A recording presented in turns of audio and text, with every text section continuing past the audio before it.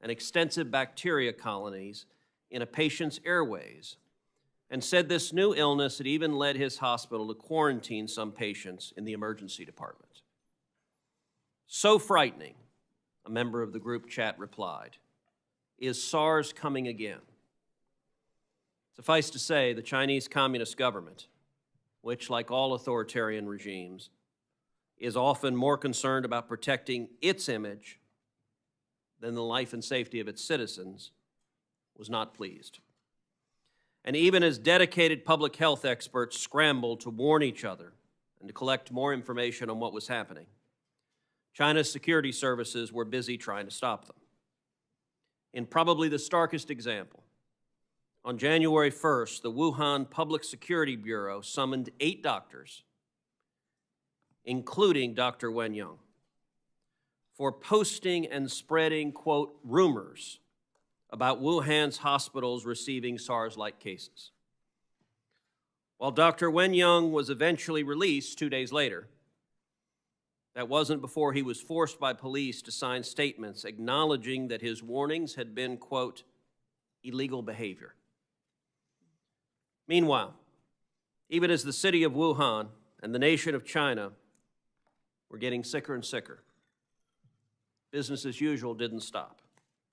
Community events, political parades, public gatherings, and global commerce, including most importantly for this hearing on global aviation, continued, allowing this virus to spread first within the city of Wuhan, then within the rest of China, and finally out to the rest of the world.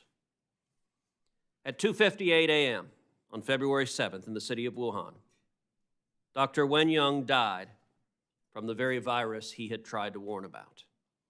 A virus which, as of today, has infected almost 95,000 men, women, and children across the globe, including right here in the United States, and has killed more than 3,200 people, including 9 who are in Senator Cantwell's home state of Washington. What we now know is that the virus Dr. Wen Yang and others were warning about, and the virus that took his life, wasn't SARS, but it was similar. It's the novel coronavirus, now known as COVID-19.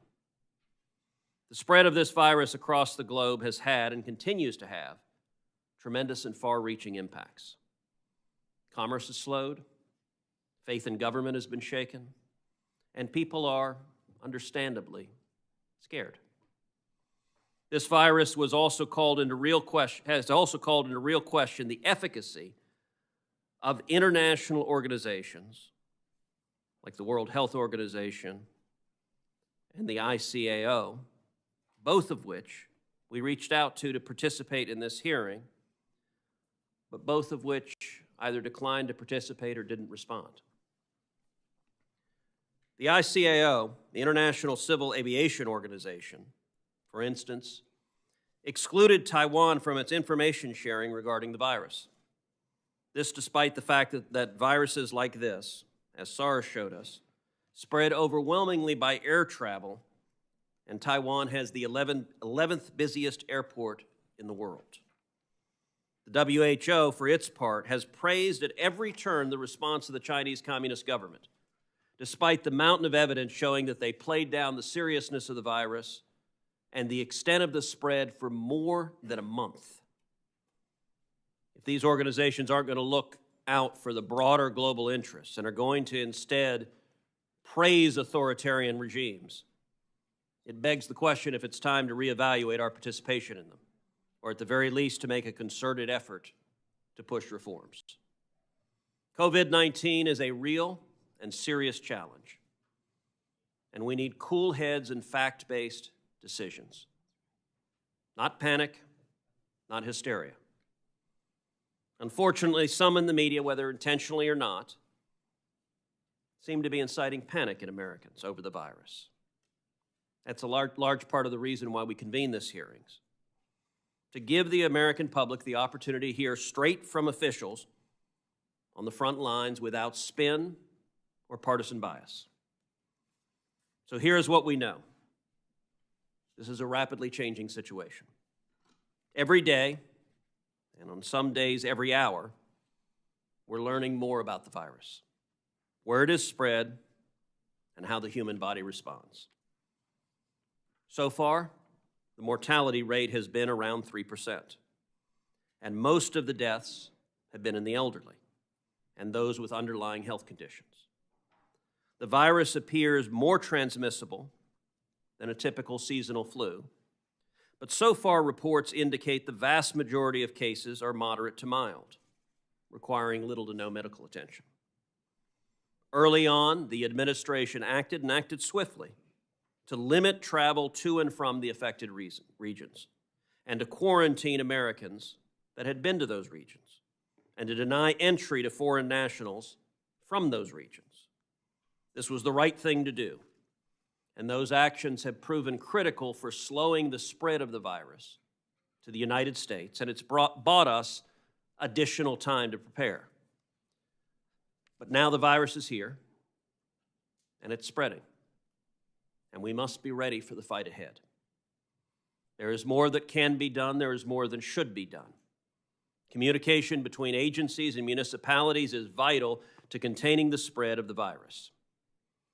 In San Antonio, communication was lacking, and a patient was released from Lackland Air Force Base prior to testing positive. After testing positive, the patient was returned to quarantine and is currently under the supervision of the CDC. I urge the CDC to stay vigilant in keeping lines of communications open with all localities to ensure the safety of the public health in Texas and all across the United States. We must do everything we can to marshal every resource necessary to protect the safety and lives of Americans. So I look forward to hearing about the facts. I look forward to hearing about the medical science. I look forward to hearing about what we know, what we're doing, and what more we can and should be doing. And with that, I recognize Senator Sinema for her opening.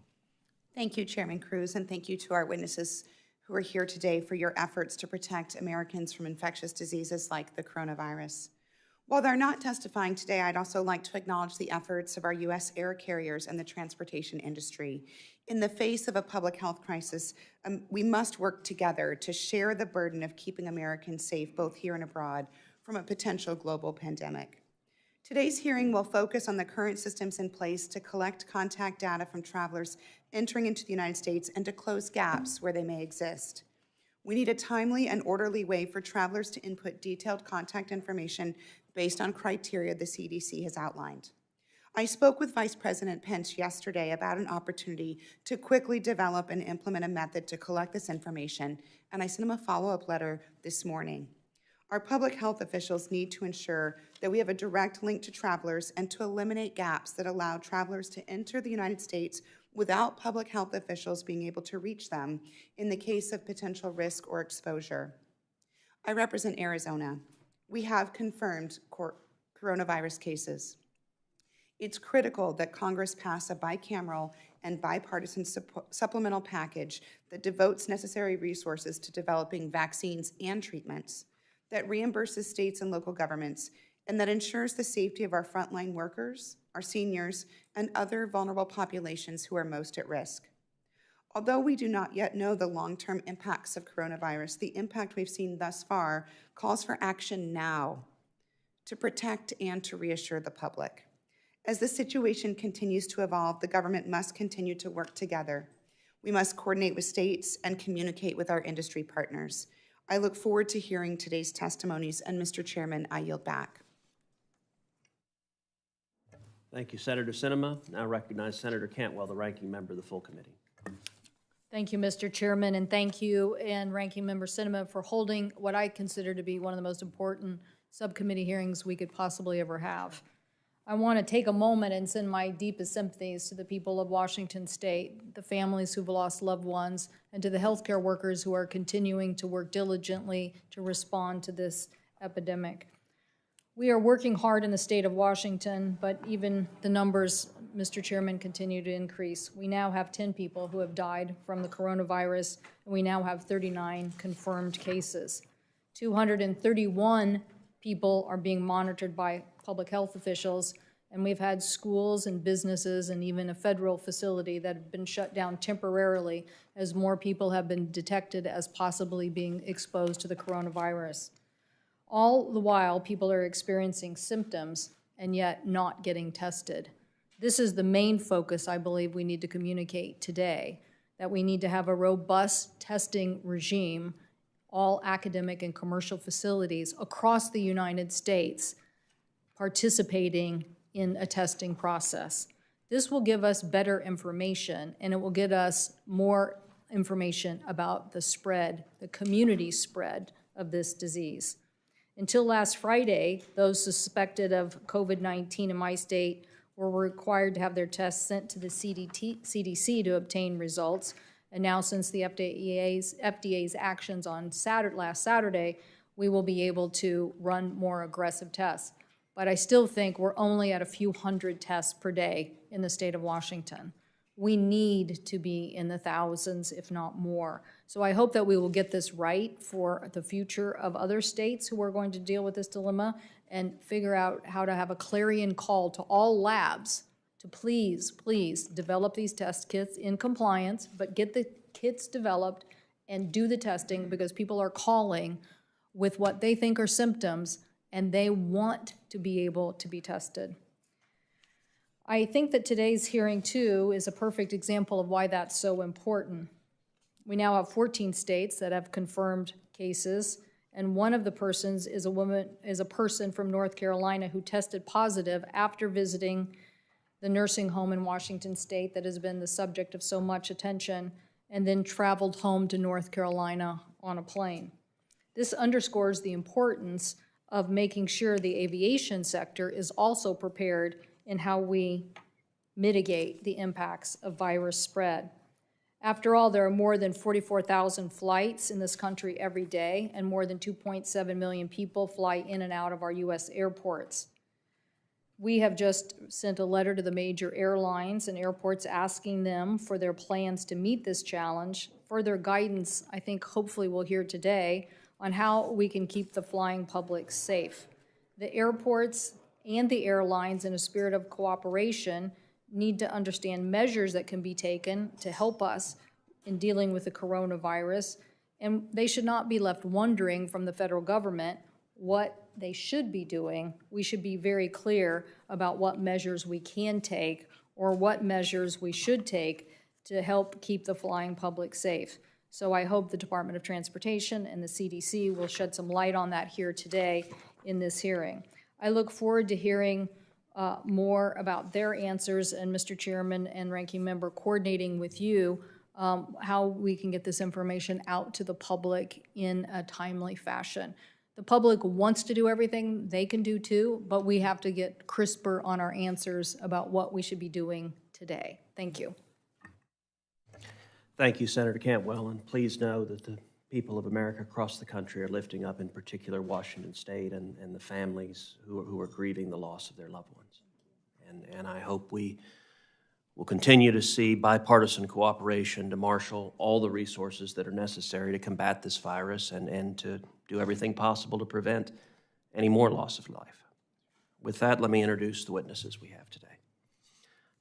Mr. Joel Sabat is the Acting Undersecretary for Policy at the Department of Transportation. Mr. Sabat has served extensively across the Department of Transportation since the early 2000s. In 2005, he oversaw the U.S. government's reconstruction of Iraqi airports, ports, and railroads, and served as the Transportation Counselor to the U.S. Embassy in Baghdad. He also previously served as Deputy Assistant Secretary for Transportation Policy and Deputy Assistant Secretary for Management and Budget at DOT. From 2012 to 2018, Mr. Sabat served as the Executive Director of the Maritime Administration. Most recently, in January, Mr. Sabat was named to represent the Department of Transportation in the President's Coronavirus Task Force to help coordinate strategy to prevent the spread of the outbreak. He graduated from Georgetown University and Harvard Business School.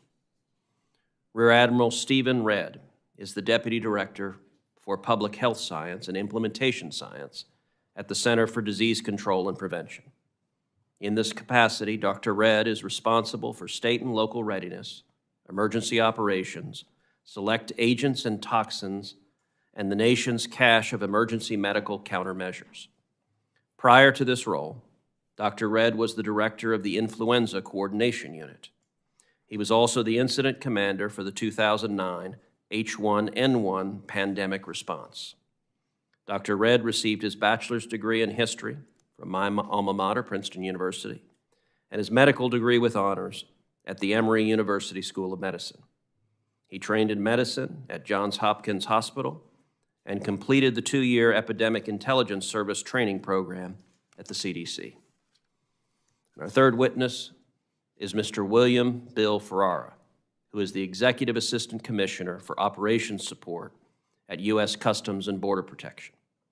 Mr. Ferrara has served in numerous roles at CBP. Previously, Mr. Ferrara served as the Acting Executive Director of Mission Support in the Office of Field Operations, where he was responsible for managing an operating budget of $4.1 billion, as well as providing asset and logistical support and customer-focused human resource solutions for nearly 28,000 employees. From June 2016 to June 2019, Mr. Ferrara also served as the Director of Field Operations for the Boston Field Office. From November 18 to February 19th, he also performed the duties of the Department of Homeland Security Attaché to the United Kingdom. He holds an Associate of Arts degree in Business from the Community College of Rhode Island and is a graduate of the CBP Leadership Institute and the University of Chicago Booth School of Business. We'll now recognize Mr. Sabat for his testimony.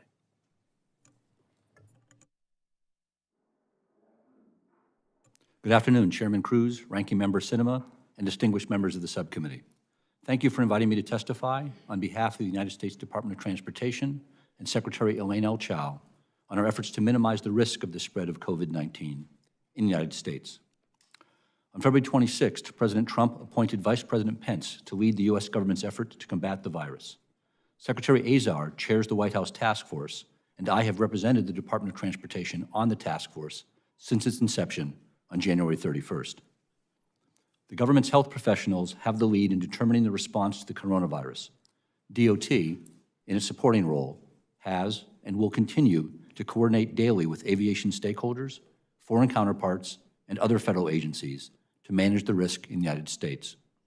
In this capacity, the Department of Transportation continues to ensure, first, an active air bridge remains in place for the safe return from affected areas for Americans, in addition to the thousands who have already safely traveled home from overseas. Secondly, airlines funneling passenger flights to one of 11 designated airports equipped to health screen Americans returning from the virus-stricken areas. Third, continued air and sea cargo traffic between the United States and China and other countries, such as South Korea and Italy, as the virus spreads. Fourth, health protocols established to protect the crews of aircraft continuing to fly between the United States and foreign locations. And finally, dissemination of health messages about the virus for airlines to use to inform their passengers. Our travel restrictions have been a remarkably effective first layer of health screening of overseas travelers before they return home. These travel requirements delayed the spread of the virus from China to the United States, giving the nation precious time to prepare further measures and plan for proper mitigation. In the first 25 days since the President's proclamation, only 15 cases were detected within the United States. Our actions ensured that nearly 200,000 Americans who were in or had recently left China could return to the United States through an air bridge home. The number of passengers traveling from China to the United States has fallen from roughly 15,000 people each day before the virus outbreak to fewer than 1,000 each day now. To date, over 53,000 incoming passengers have received health screening. This achievement took the cooperation of nearly 200 commercial airlines, a like number of overseas airports, and the Civil Aviation Authority of China. The department is also working closely with our sister federal agencies under the task force. Their expertise and authorities were all necessary to accomplish this success. On January 31st, the administration declared that the virus presented a public health emergency in the United States. That same day, a presidential proclamation established the framework for our travel restrictions intended to protect the U.S. public from this communicable disease while allowing American nationals to travel safely home. The travel restrictions first applied to China. It has subsequently been extended to Iran, and airport passenger exit screening has been introduced in Italy and South Korea with the cooperation of their authorities. To focus the expertise of the medical professionals conducting screening, the Secretary of the Department of Homeland Security directed all flights inbound to the U.S. carrying persons who have recently been in China to arrive at one of 11 U.S. airports. Significant consideration, coordination, and analysis among the federal agencies occurred to select those appropriate airports. Prior to and following the presidential proclamation, DOT and interagency partners proactively communicated with air carriers and others in the aviation industry. DOT hosted multiple stakeholder calls with over 475 invited industry participants, representing a range of U.S. and foreign carriers, domestic airports, trade associations, unions, and other valued partners. As we plan for community transmission within the United States, DOT will be coordinating similar efforts with transit stakeholders as part of the whole of government plan, which includes the state and local public health agencies that are on the front line of mitigation efforts. One of the lessons we learned from SARS is that the public reconsiders travel in the face of a new communicable disease. COVID-19 is having that same impact on aviation today. Industry analysts estimate that the virus will reduce passenger numbers by some 4.7 to 6% worldwide. The industry is resilient and snaps back quickly. At the peak of SARS, U.S. travel halved. Within 2 months, it was back to normal. The federal government and state and local governments are executing their long-prepared emergency response plans. The President's Coronavirus Task Force was constructed to coordinate the whole of government effort to work through the virus. We will work through it, and we will come out on the other side. Thank you, and I look forward to your questions. Thank you, Mr. Sabat. Admiral Redd. Good afternoon, Chairman Cruz, ranking members Cantwell and Sinema, and distinguished members of the subcommittee. My name is Stephen Redd, and I am the Deputy Director for Public Health Service and Implementation Science. I'm also serving as a senior response official in CDC's 2019 novel coronavirus response. Thank you for the invitation to testify today on behalf of the U.S. Centers for Disease Control and Prevention on our efforts to protect the health and safety of Americans from this disease, COVID-19. Let me begin by acknowledging that this is a new virus and a new disease. New information and science continue to accumulate, and U.S. government decisions to respond to this epidemic will continue to be based on that evolving science. Our overriding goal is to protect America from the effects of the virus. We're working to slow its spread into the U.S. and to minimize the impact. The U.S. government's approach to COVID-19 is built on years and years of preparing and responding to infectious disease emergencies such as SARS, MERS, Ebola, and pandemic influenza. A key component of our work is to support state, local, tribal, and territorial public health departments. This system is the backbone of public health and also of our responses to public health emergencies. Up to now, more than 1,500 CDC staff have been involved in the response, both at headquarters in Atlanta and in the field. Over the past 2 months, federal, state, and local governments have mobilized to protect the American people. As we've heard globally, we have seen over 90,000 confirmed cases, and those have occurred in 85 international jurisdictions. As we've discussed, several countries are currently reporting sustained community spread. CDC, with our federal and local partners, have instituted multi-layered aggressive containment and mitigation measures to slow introduction and spread of the virus into the United States. These public health interventions include early case recognition and isolation, identifying and tracking contacts, and in some instances, implementing movement restrictions or quarantine. We've posted targeted travel warnings for several countries and even for cruise ship travel in Asia, so Americans can stay informed on proper precautions to take when and if they travel abroad. Measures the U.S. government has taken include denying entry to the U.S. for certain travelers. This step has reduced the number of people coming into the United States from China by over 90%. We've also, as you've heard, we've also funneled travelers from highly affected countries to 11 airports where we've instituted screening procedures, and to date we've screened more than 50,000 travelers. As of noon today, CDC has reported 120 cases of COVID-19 from 13 states. We expect to continue to find more cases, and we expect these cases will be a mixture of travel-related cases, of cases related to contact, and community spread cases.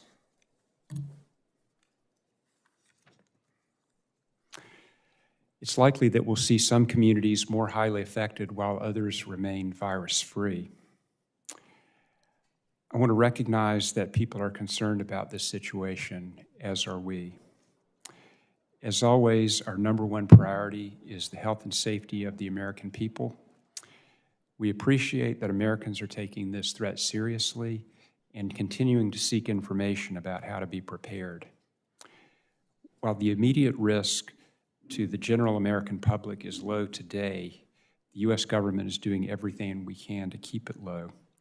Risk varies by exposure, and some areas of the country are now experiencing community spread.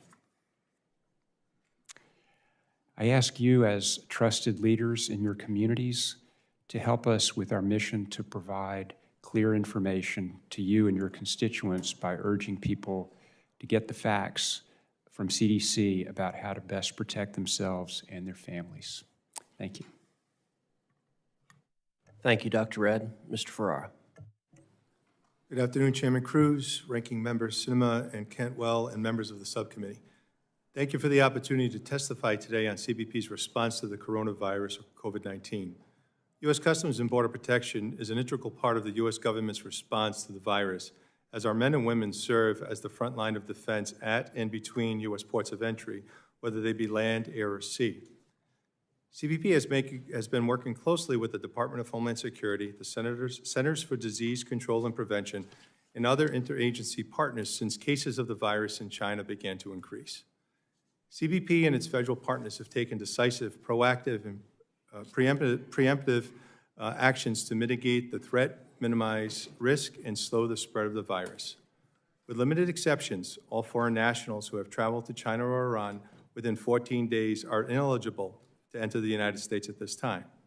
DHS, including CBP, continues to work very closely with our partners at the CDC to route all persons who have been in mainland China or Iran in the last 14 days to one of 11 designated ports of entry where the federal government has focused public health resources. All flights coming from mainland China are funneled to one of the 11 designated POEs.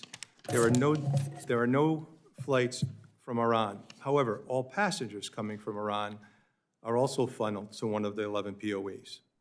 For passengers traveling to the United States by air, we also work in collaboration with the air carriers and forward partners to deny the boarding of individuals that would be found inadmissible upon their arrival to the United States.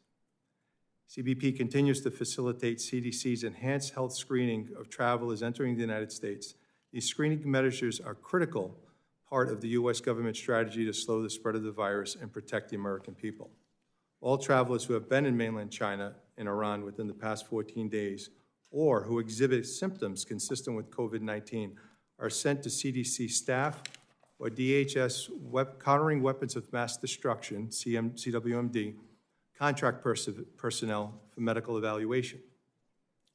Travelers identified by CBP officers during their primary inspection are referred to a secondary screening area. In the secondary screening area, DHS CWMD contract personnel take the following actions in support of CDC. They verify if the CDC enhanced screening is required, collect contact information for travelers requiring enhanced health screening, ask travelers about health status, for example, if they have a fever, cough, or difficulty breathing, and take and record the traveler's temperature.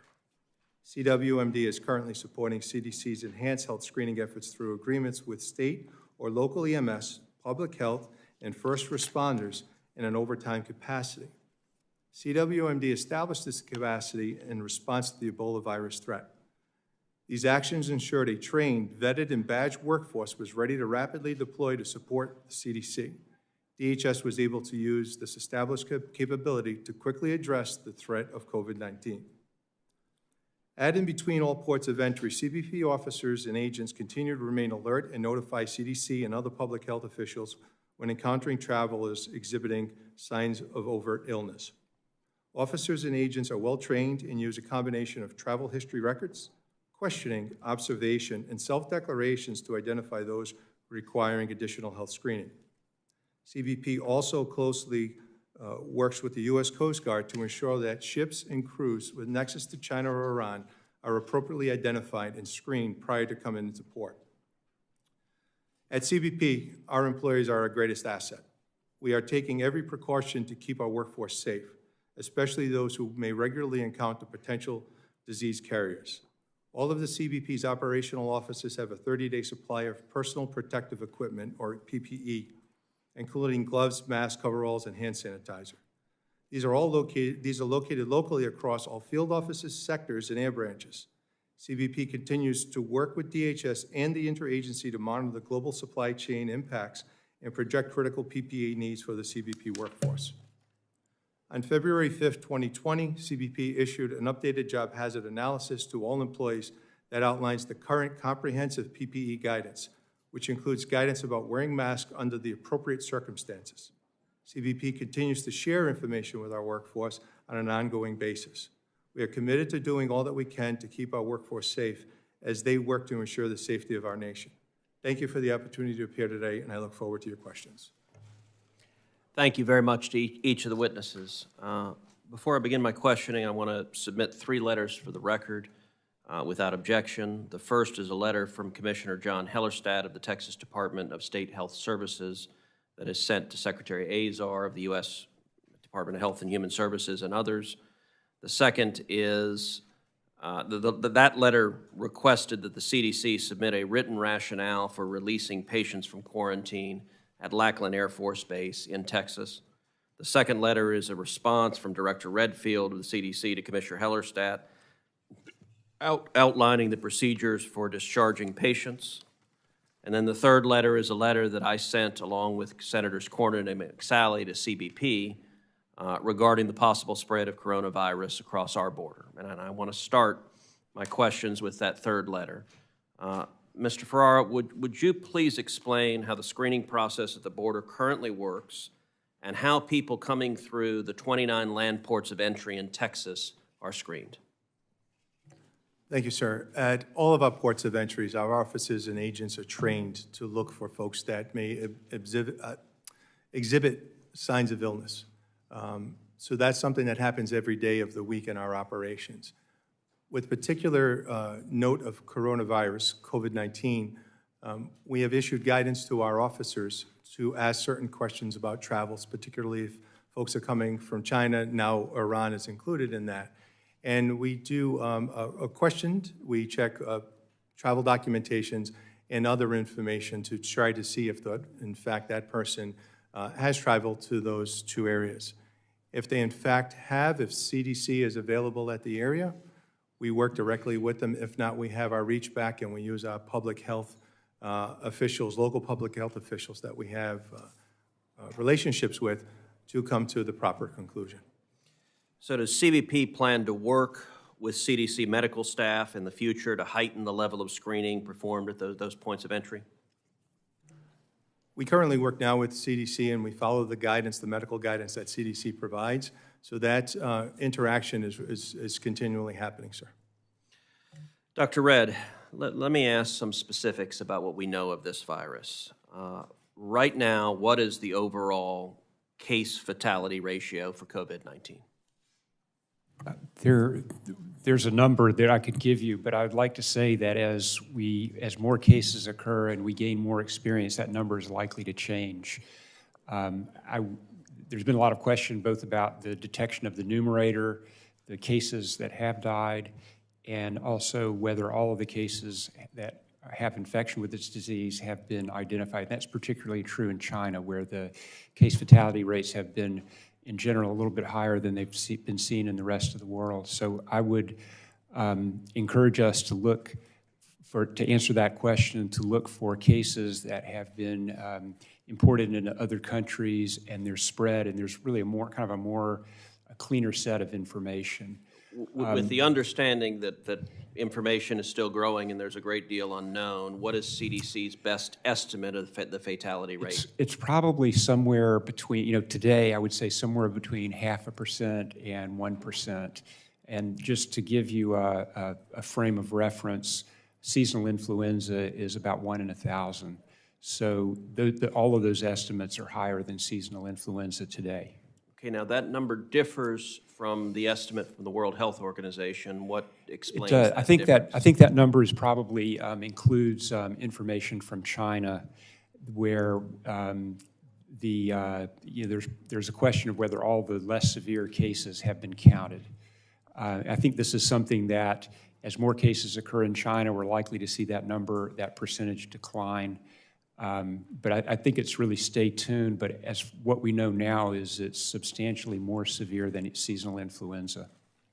How about how contagious is COVID-19, and in particular, what's the predicted R naught? And if you would explain what that means as well. Sure. The way that we assess transmissibility is how many cases occur from one case, how many additional cases can be sort of the downstream cases. Seasonal influenza, usually somewhere between a little bit more than 1 and 1.5 new cases is generated from a single case. For the information that we have right now for the novel coronavirus, it's probably between 2 and 3 or 2.5 and 3.5. That number is largely based on the experience in China. The elements of that, sort of what determines what the R naught is, that number of new cases, it has to do with the virus, it has to do with susceptibility of people who might be exposed to the virus, and then it has to do with the context. So situations where there's a lot of crowding, you might expect to see a higher R naught than in a place that had less crowding. So I think this is a number also we're going to be following. I would say there's been a little bit less variability in that particular number than there has been in the mortality. Now, reports are coming from China that have indicated the incubation period can be up to 24 days. That differs from, I understand it, the 14-day protocol for releasing patients from quarantine. Can you speak to the accuracy of that report? That's one report, and I think that is a key question. What we're doing, I think that it's just going to be important to monitor that. We have not seen secondary cases after people have gone through that 14-day incubation period. I think our preliminary indication was that actually the incubation period of this virus was a little bit shorter than, on average, than MERS or SARS, two other coronaviruses that can cause severe disease in humans. So I think that this is something that provides some margin of safety between the average. I think it's something we're going to have to continue to follow, and we'll adjust as new information becomes available. So, Dr. Redd, are there common sense and reasonable precautions that Americans at home should be taking now if you're concerned about your health and safety and your family's health and safety? Absolutely. And I think this is an opportunity. I would, as I close my statement, if you can help us with this, that would be terrific. But there are really things that we do to prevent respiratory infections in general. Hand washing, covering coughs. If you're sick with a respiratory illness, stay home. That can be a hard thing to do. I think in this circumstance, it's even more important than it is on a usual basis. And lastly, it's really important for people to stay informed, that the information is changing so quickly that if you know something at the beginning of the week, it could be different at the end of the week. And I think particularly areas where the disease has been identified as something that has been changing quite rapidly. Thank you. Senator Sinema. Thank you, Mr. Chairman. My first question is to Mr. Farrar and to Acting Undersecretary Sabat. It's my understanding that it can be difficult for airlines to comply with passenger data requirements if travelers choose not to provide complete data, or in the case of booking through third-party sites. I'd like to ask unanimous consent to enter into the record a letter from Airlines for America that has been sent to the Department of Health and Human Services outlining some suggestions to overcome this gap by having the federal agency set up a single online web form for all inbound international passengers. That would be by sea, land, or air. And Mr. Chairman, if there's no objection, I'd like to ask that that be entered into the record. A single online web form would allow the CDC to directly collect information from passengers and provide for a more complete, accurate, and timely collection of data.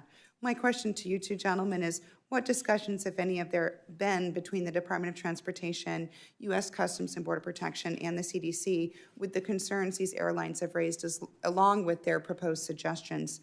From a public health perspective, would compliance be improved if all travelers were directed to some sort of single portal? And if so, what kind of funding or additional authority would be needed from Congress to create such a system rapidly?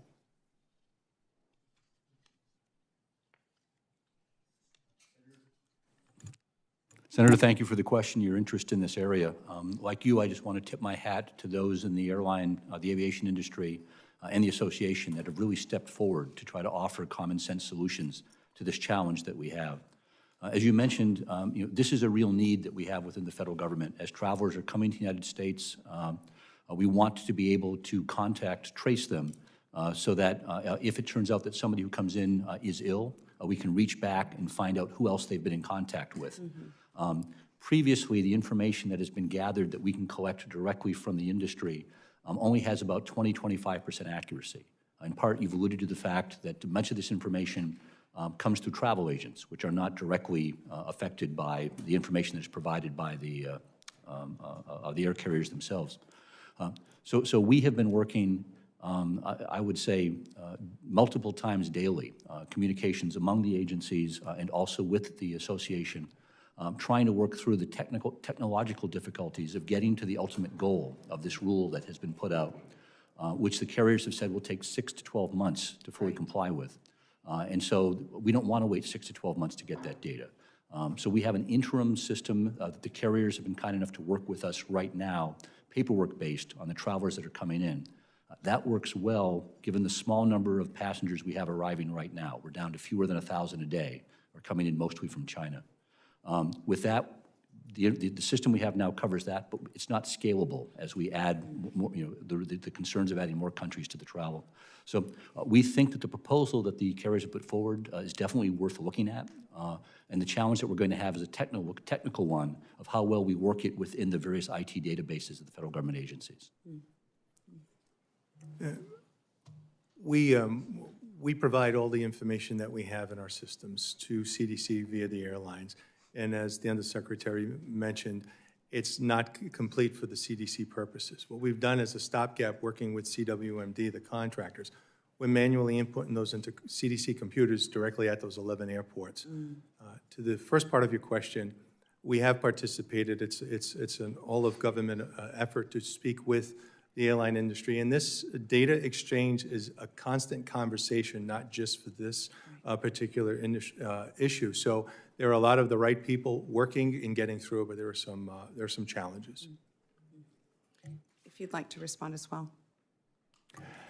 I think that at the moment we're trying to make the system that we have work, but it's clear that we need a better system. Just as a small example of how we're working together, when the Customs and Border Protection people didn't have computers to enter the data, we were able to provide those from CDC so that we could facilitate that entry.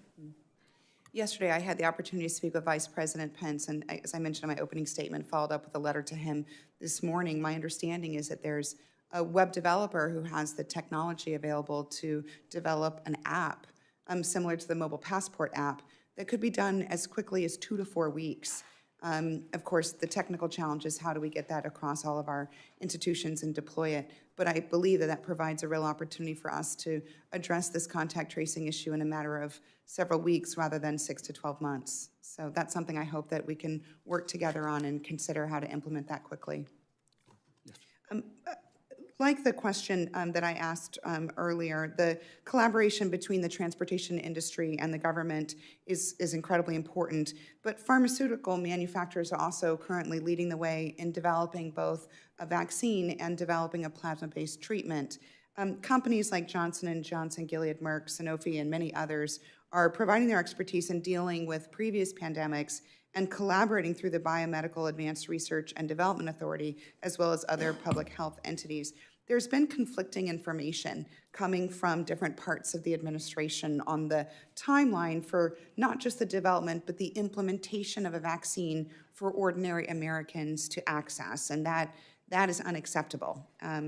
So my question for you, Dr. Redd, is the CDC engaged with these biomedical and pharmaceutical companies both in the development of a vaccine and in development of treatment of those experiencing the illness? When one has been approved for use for either vaccine or treatment, how will the CDC work with others to deploy it amongst our transportation, border, and health personnel who, of course, are at increased risk for exposure because of the roles in keeping the broader public safe? Thank you, Senator. I appreciate the last part of your question because I think that's where I can speak most directly. The NIH and the Biomedical Advanced Research and Development Authority are the main parts of the department that are working on both the basic development and then the advanced development to get a product that could be approved. I think that the example of the work that we did in H1N1 influenza that would be what I would foresee. It's going to be a while before we have a vaccine that meets those, a vaccine and probably a treatment as well. In H1N1, the government procured the vaccine, paid for its distribution, and that was essentially a government-run program quite similar and actually built on the Vaccines for Children's backbone. For a product that wasn't licensed at the time, we also, we didn't procure it, but we managed the distribution of a drug called Peramivir, which is used to treat influenza. I would envision that kind of a system. I think right now the real first part of your question is really the key one, is to get a product that is safe and effective. Thank you. Thank you, Mr. Chairman. Thank you. And just to underscore Senator Sinema's first question, my understanding is that the airlines have offered to contract with a third-party vendor and to cover the costs themselves to stand up a website and/or a secure mobile app that they believe could be stood up within 2 weeks to gather the information that, as I understand it, CDC is requesting. And I just want, do each of the three of you think that is a good idea?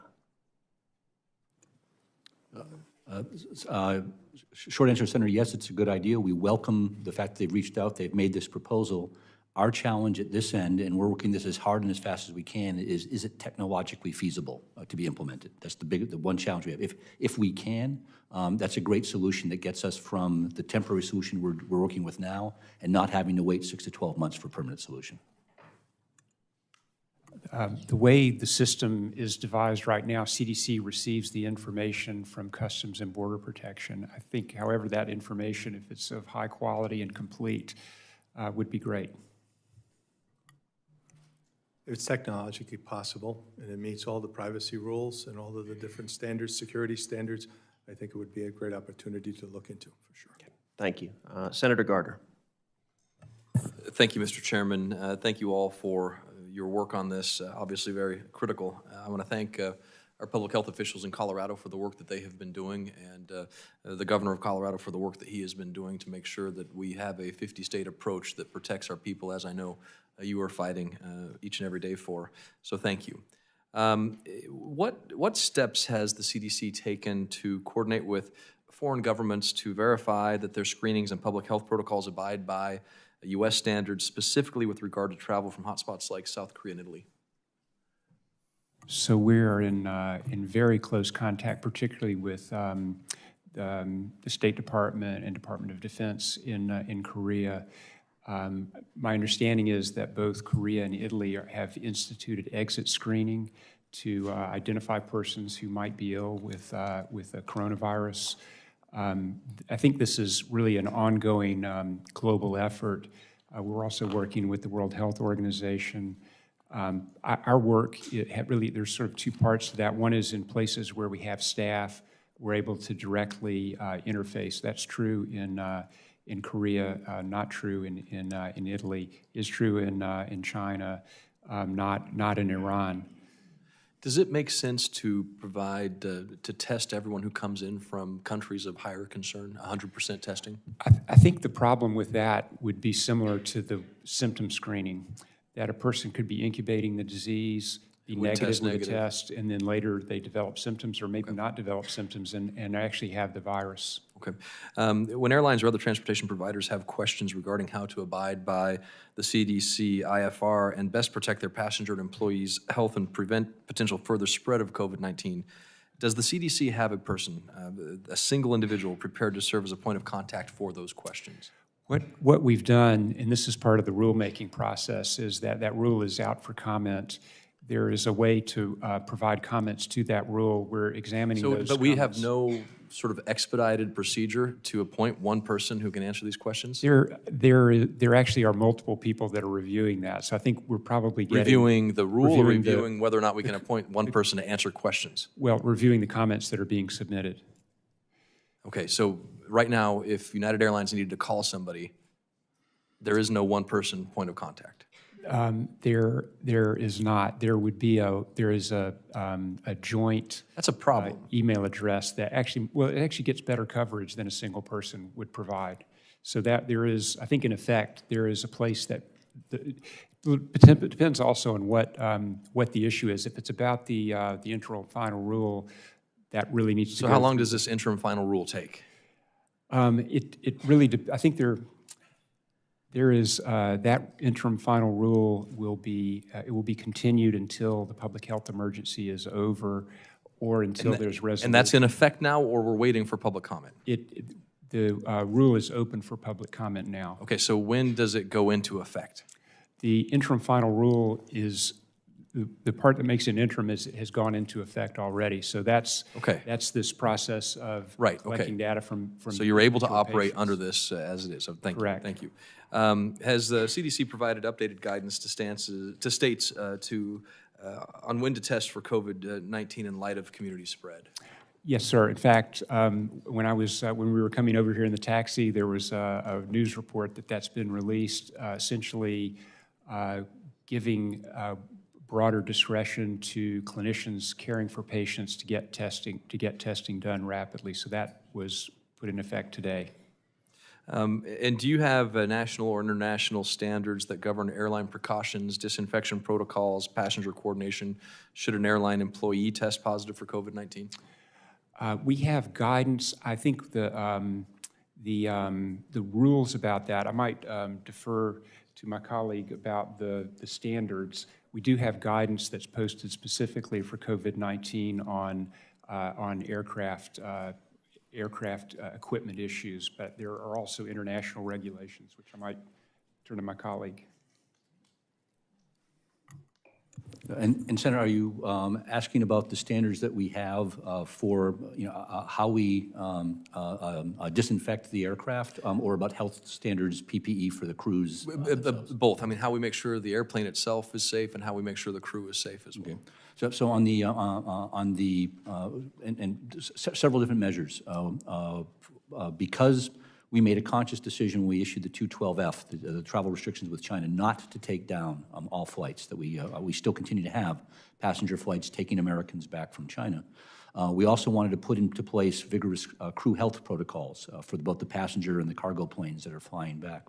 And those differ in terms of the requirements for whether they can leave the aircraft or airport facility, and their contact with other people, and the amount of everything from washing their hands to the types of protective gear that they wear, depending on whether or not they are China-based, in other words, they're living in China and flying out of China to the U.S., or they're coming from the U.S., staying briefly in China, and then turning around and coming back. And let me just ask one more question because I'm out of time, and I think it follows up on what Senator Sinema had said. So we have no way right now to 100% or near 100% contact every passenger on a plane who may be flying with an individual who tests positive for coronavirus. Half true. Okay, but before we put in these interim measures, our contact tracing was about 20-25%. With the interim measures we have in place now at the F-11 airports that Mr. Ferraro was referring to, right now, according to DHS, they're at 94 to 96% accuracy with that contact tracing information. If I may, Mr. Chairman. I'd like to actually amend my answer. The guidance for cleaning, we're expecting to be cleared today or very shortly. So we actually don't have guidance up today. So let me correct what I told you earlier. Well, I hope that gets approved immediately. Thank you. Thank you, Senator Gardner. And I'll note for the record that while after this hearing commenced, the news broke that we now have the 11th fatality in the United States from California, so the first that has occurred outside of Washington State. Senator Cantwell. Thank you, Mr. Chairman. Reverend Red, I'd like to cover a couple of things. One, you know, we're trying to do a supplemental to get more funds out to the states for public health. I think hopefully we'll vote on this before the end of this week, $7.8 billion. I think there's $11.5 million that would be a grant to Washington State for public health. Do you think some of that money could be used to better direct the public towards the testing regime? Right now, we're being very broad. We're saying, if you suspect something, yes, call these various entities. It's just, and then people are calling their doctors and they're saying, we don't have that, and you have to go over here, and then they call them and they're like, no. So can we use some of the dollars that you're going to get to be crisper about how to go about the testing? If you want a protocol that says you have to call your physician first, let's clearly state that.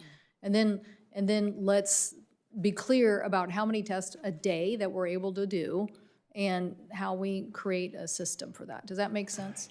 It does make sense. I think that some of that money certainly will be used for communication activities, and I think that guidance, clarifying that guidance on who should be tested and can be tested will be an important part of that. It's also likely to change over time, as has already occurred. That's why I think if you create this site and create accurate information for people, then you won't have the anxieties of people saying, I feel sick, I have this going on, and I can't get a test. And so we want to alleviate that. And so I hope that some of those dollars can be used for that. Another thing that I would hope that you would advocate for is, so Seattle Flu Study was a research institutions, everybody working collaboratively to study and analyze flu results. Obviously, you had to consent to be in that. That is how we caught the one student.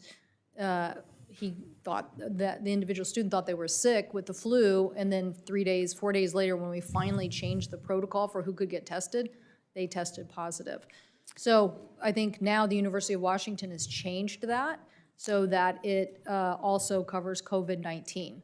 Every city in America should be doing this. Everybody should have a flu COVID-19 IRB. That's a research analysis. And the reason why it's important is so that we can see this interplay between those who think they just have the flu, and so we can track the genetics of where this is going, because now we find that it's all related to the Washington 1 case. And this is finding out how community spread works. So can we also do that? Yes, ma'am. Actually, we are, I believe today there will be the collection of specimens in several jurisdictions with additional jurisdictions through the week, with the plan to build out a system that would be much broader, really to all the reasons that you said, in addition. But every city in America could start this now. They'd have it in place, and then they have to get the agreement, and they have to get the information so they can just put flu information in this. So. Yes, ma'am. I think using the flu system, this is really being built on flu surveillance to add novel coronavirus so that communities will know if the virus is in their community, yes, and would be able to have an estimate of if it's not there, what's the certainty that it isn't there. I think it'll help us. I'm glad the University of Washington got this done. So Now, for the airplane, which our colleagues were just asking about, how long can the virus material last on a surface? The virus can last hours to a day. That's been the estimate. It's similar to other coronaviruses. Up to a whole day. Yes, ma'am. Up to a whole day. Okay. I've not heard that before, but I'm glad you're clarifying that. Different surfaces have different. We've heard we've heard the generalization before, and I think that's what is sometimes confusing. So up to a day. And so now what do we need to do for our airplanes, given that? Well, that's going to be in the guidance that we hope is released very shortly of what, there's really the health side of that guidance, which will be released, and then the issue that we addressed in the earlier question. Mr. Sabat, do you want to comment on this? I think people are concerned about the obvious individuals and being able to contact them, but then people want to understand, what is our plan? What is the Department of Transportation's plan to communicate if the virus can be alive on a surface for a whole day? What kind of precautions do we need to take on our air surfaces? Thank you, Senator, for the question. This is a whole of government effort because the Department of Transportation's authorities, when you look at the safety side, are really limited to safety to flight, which is to say, as we are in consultation with CDC, with the other agencies, and especially I think OSHA and NIOSH, which developed these, what are the standards for individuals on the airplanes. Our statutory, our focus is to ensure that the mix of chemicals and other treatments do not actually harm the aircraft itself. Are you saying you don't have the authority to set this standard? I'm saying, yeah, so we're saying that health standard is by design not our authority because it's a health authority for individuals. Whose authority is it? Is it CDC's or is it? The information that we would have would be guidance. It wouldn't be, it wouldn't have statutory authority, is my understanding. Yeah, so, and my understanding, and again, I'm not the medical person on this panel, but much of the authority runs with OSHA, which is not on the panel here, and we are in discussions with OSHA on developing these standards. Okay, thank you for having the hearing, Mr. Chairman. I think this is something we need to tackle right away.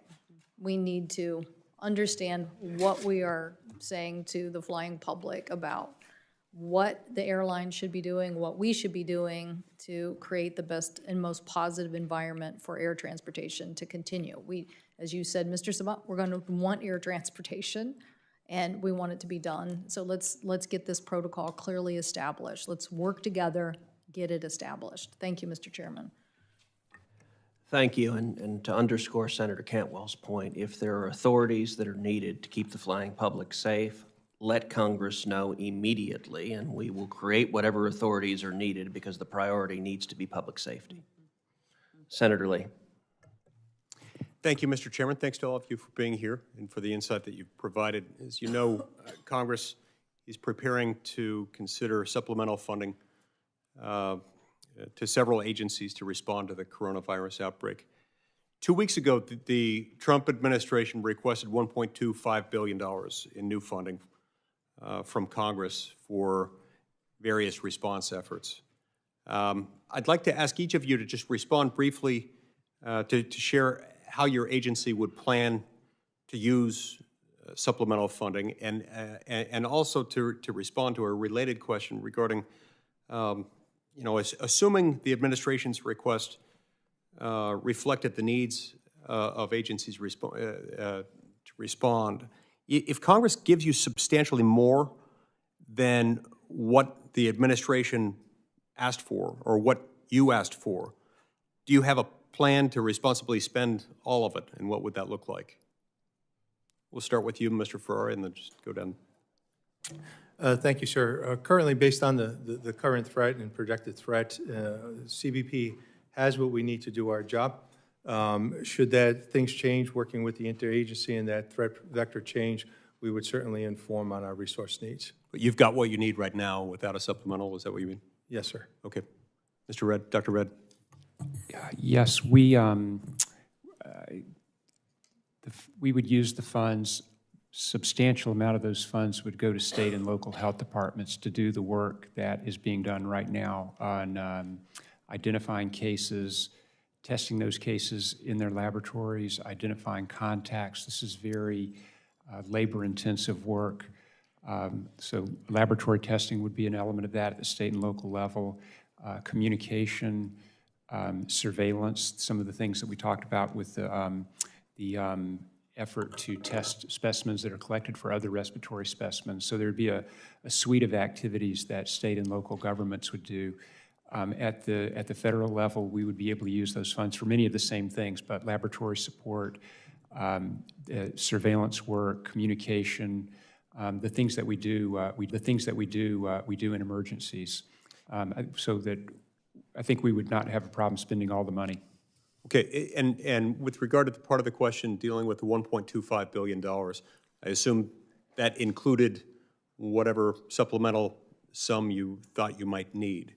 So if we were to authorize more than that, tell me how that fits in. Well, I think it might be better to see where we are with the bill that's going through. I think that there is a scalability to the amount, a smaller amount of money would last a shorter period of time, a larger amount would last a longer period. Okay. Mr. Shabbat. Thank you, Senator, for the question. Under the game plan, sort of emergency response planning, this whole of government effort is led by the health community, specifically the Secretary of HHS. So the vast majority of the money requested, and I think, and I believe the money that's under discussion right now by Congress, is for the CDC and the other health agencies. Much of that money, or some of that money, would flow through them to address some of the needs, such as Senator Cantwell mentioned, about what we're trying to do with health guidance and protocols for airlines, but that money is going through HHS. So at the moment, there is no money requested specifically for the Department of Transportation. Okay, thank you. Dr. Redd, reports indicate that the South Korean government has been trying to get a handle on who's coming into the country by having air carriers try to assess passengers as they're boarding the planes going into Korea to figure out whether they are suffering from the virus prior to boarding. Have you provided any guidance to air carriers in the United States dealing with how we would assess this issue with inbound passengers? So I'm not familiar with, if I'm understanding the question with South Korea, we have provided guidance for screening that would be in passengers coming to the United States, but if there's something else, if we are working on that, I'm not familiar with it. I think that the value of that screening, a lot of that work is to figure out, collect some of the information that we've been talking about. That's the way we've done it in the past, to collect contact information so that those individuals can be tracked. This is very laborious, and that's really the reason for this interim final rule, is to do more to automate that system. To automate the system whereby you collect data on each passenger. Correct. With an eye toward hopefully excluding those who might bear symptoms or show some indication that they carry the virus? Largely, we can screen for symptoms, but it's that question from earlier. If a person is incubating the disease, being able to track them through that incubation period is something that, or at least informing them that if they have symptoms, here's what you should do. So I think we wouldn't be able to identify people who are incubating disease from the contact information, but we could use that information to follow them. Okay. Thank you. Thank you, Mr. Chairman. Thank you. Senator Schatz. Thank you, Chairman Cruz. Thank you to all of the testifiers. Dr. Redd, I'm trying to get a handle on what our national strategy is in terms of containment versus mitigation. And it seems to me that containment is something you do in the first phase of something that's a potential pandemic, and that we are rapidly entering a phase of this during which there's sufficient community spread where the containment strategy has sort of vanishingly smaller and smaller returns. And I want to make sure I'm getting that right and then ask a follow-up question. That is correct. I think one sort of nuance to that is that there are likely to be parts of the country where mitigation is the right posture. At the same time, there could be other parts of the country where You can still use containment. Right, exactly. Okay, so my next question was, if we're into mostly a mitigation strategy phase, then why restrict air travel at all? In other words, if we're talking about restricting air travel from Korea, but it seems to me that with the exception of that episode and that religious organization in the southern part of South Korea, that what's actually happened in South Korea is they just tested more and got very aggressive about it. So their data is in, our data is not in. It's not clear to me that there's 6,000 or 7,000 cases, that their numerator and denominator is going to end up any higher than ours will end up by the time we do all of our testing. And so then it gets a little silly if we're not allowing people to travel when one place is not any less or more safe than the other. So I think I agree with your general point. I could give the example of H1N1 influenza, where for a short period of time we had a travel advisory to Mexico. That didn't last very long because you'd be more likely to get H1N1 in the United States than you would if you were returning from Mexico. So that would be a situation where we wouldn't, that would basically be a scenario like that would be when it wouldn't make sense to do this really intensive effort to track people that are entering the country. Okay, and just a new question. Your website right now says there are 80 total cases. That's not true, is it? We update that on a daily basis, and as cases are reported from states, they do that on their own schedule. So ours is a kind of a once a day. Right, but it's sort of garbage in, garbage out. We just don't know yet. It's not that it's 80, it's that you've confirmed 80. That's correct. Okay, so I would just recommend that you figure out a better way to reflect, and I understand the uncertainty here, but what's going to happen, I'm afraid, is that right now people are, I think, unreasonably reassured by this low total case count and unreasonably fearful of other places that are actually, really what's happened is they've deployed tests more efficiently and effectively than the United States has. And so what's going to happen is we're going to be calm until the tests get deployed, and then those numbers are going to spike like crazy, and we're going to have a panic as a result of that. So I think you've really got to figure out on the communication side how to reflect that uncertainty and prepare the public for the very high likelihood that the number of cases that we have confirmed is going to skyrocket, not because epidemiologically anything changed, but because we finally deployed the kits. Yes, sir. I think we'll know the study that Senator Cantwell described to us will help address that issue. If we do more testing and we don't find, I mean, I think that is possible. I think that... I'm talking about in the next couple of weeks as right. the testing goes right exactly. up. No, I agree. So final question for you. This is so constructive and so bipartisan. I thank the chairman for convening this hearing and the ranking member. Can you ask the folks at the CDC if they would commit to a daily briefing on camera, no politicians involved? It doesn't have to be inflammatory. It doesn't have to be alarmist, but just a daily, here's what's going on. Because that's what happens in a natural disaster context. That's what happens when you have a sort of a civil defense issue. We just need to hear from a singular, authoritative, informed voice and on a daily basis so that we're not all catch as catch can trying to figure out where the data is and where this thing is going. Mr. Zabat, am I pronouncing your name correctly? Yes, Senator. Oh, good. My understanding is the FAA has the authority to implement an emergency order so that those, as you were talking to Senator Cantwell about this, that right now there are guidelines, and then I understand that under normal circumstances, you're talking about the whether or not the airplane can fly safely. But these are emergency circumstances, and I don't want to spend another 2 or 3 weeks figuring out whose authority is necessary to sort of, and get a bunch of lawyers involved trying to figure out where you derive the authority. In an emergency situation, you are certainly authorized to change those voluntary guidelines that the airlines, some are abiding by and some not, and just change that into an emergency order. And I'd like you to look at that, please. Senator, we will, and we will look at it as a whole of government effort. One of the reasons for the task force is to say if there's something that has to be done and it legally falls through the cracks of the authority of one agency, we borrow the authority of other agencies in order to get it done. Thank you. And Dr. Redd, Senator Schatz asked about testing. From my conversation yesterday with Vice President Pence and Secretary Azar, my understanding is that testing kits are going out. What was told to me is by the end of next week, the capability will be there for 1.25 million tests. Is that accurate? That is a combination of numbers from the public health tests that CDC is deploying that are done in public health departments and what could be done by private companies applying through the FDA process to use a test that would be a commercial test. But that number is in the range that I've heard as well. Very small portion of those would be the public health tests. The majority would be company developed. So one of the great frustrations is a lack of testing.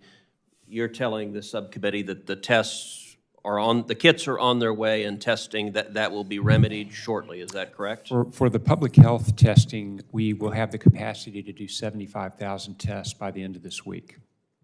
Okay. Senator Sullivan. Thank you, Mr. Chairman, and thank you to the panelists for this very important briefing.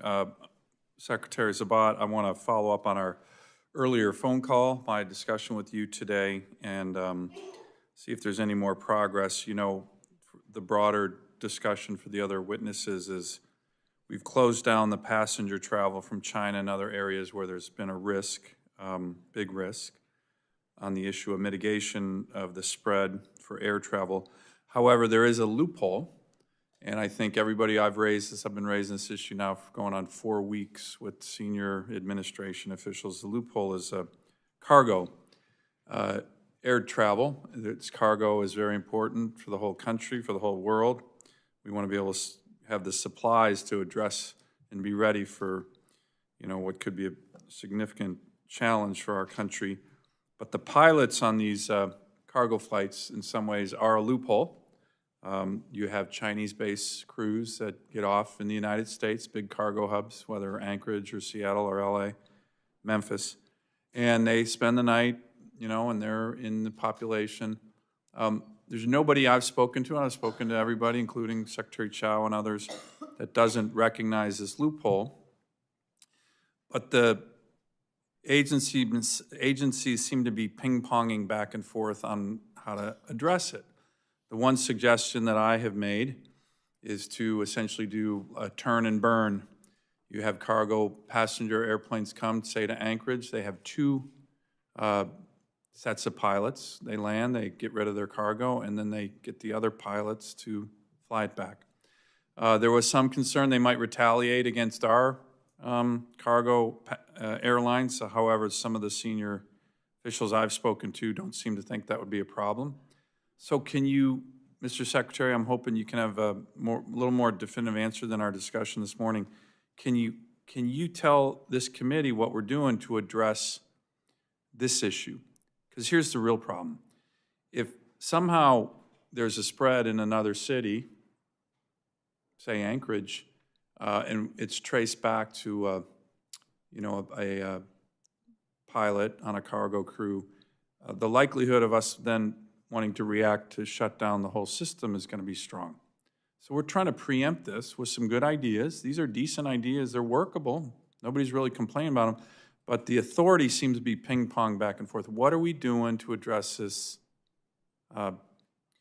overseas base crew loophole that everybody acknowledges we have?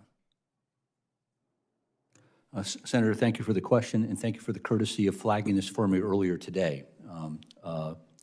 I regret I do not have a more definitive answer for you now than I had this morning, except to say we're working this hard. We'll have a definite answer to you as quickly as possible this week. When will that be? I've been literally raising this for almost a month. Okay, so yeah, so today is Wednesday. We'll have it to you by close of business Friday, and hopefully before. And will that be cleared by everybody? No ping-ponging in terms of FAA doesn't have authority.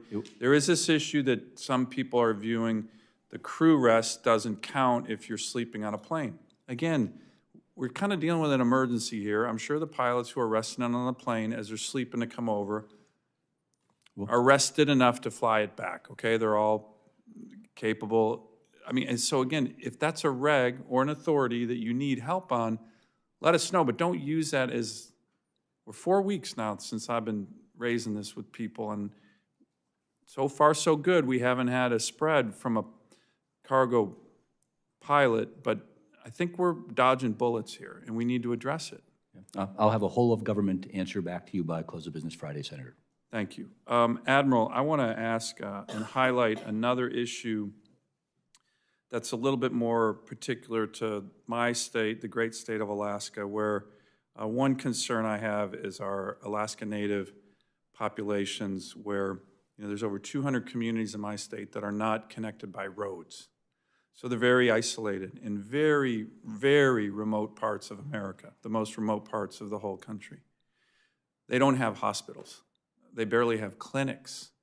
Some of these communities don't even have flush toilets and clean water, which is a tragedy for the whole nation, in my view. But as you likely know, the 1918 Spanish influenza decimated these communities in Alaska, decimated them. So they're vulnerable, and what I'm concerned about is if there's enough focus from CDC, we do have a CDC office in Anchorage, in part because of our high rates of infectious diseases. What is the CDC doing to make sure that these extremely vulnerable populations, if you ever get an outbreak in one of them, we're ready to address these situations so we don't have a situation that happened 100 years ago, which was in some ways still an impact on my state? Yes, sir. I think this is an important issue. I know that Dr. Jay Butler, who had served as the state health officer in Alaska, is now in Atlanta at CDC. Yeah, he's outstanding. So I think we have that local knowledge of Alaska now in Atlanta, and I think that will help to make sure that we don't forget about a remote population. I think it's a real challenge, though. Can I get your commitment to have something a little bit more definitive than that recognizes the vulnerabilities of certain communities like this that are very remote? Some ways you might not get, so the remoteness helps with the spread, but if it does get out there, and there's really there's no hospitals, there's very few doctors, can I get your commitment to have a more definitive plan to help address these kind of... Let me commit to get back to you with what our proposal would be, and we can have a dialogue about that. Great, and you might want to work with the CDC office in Anchorage, which also Yes, has coordination with our Native Health system. Thank you. Thank you, Mr. Chairman. Thank you. Senator Tester.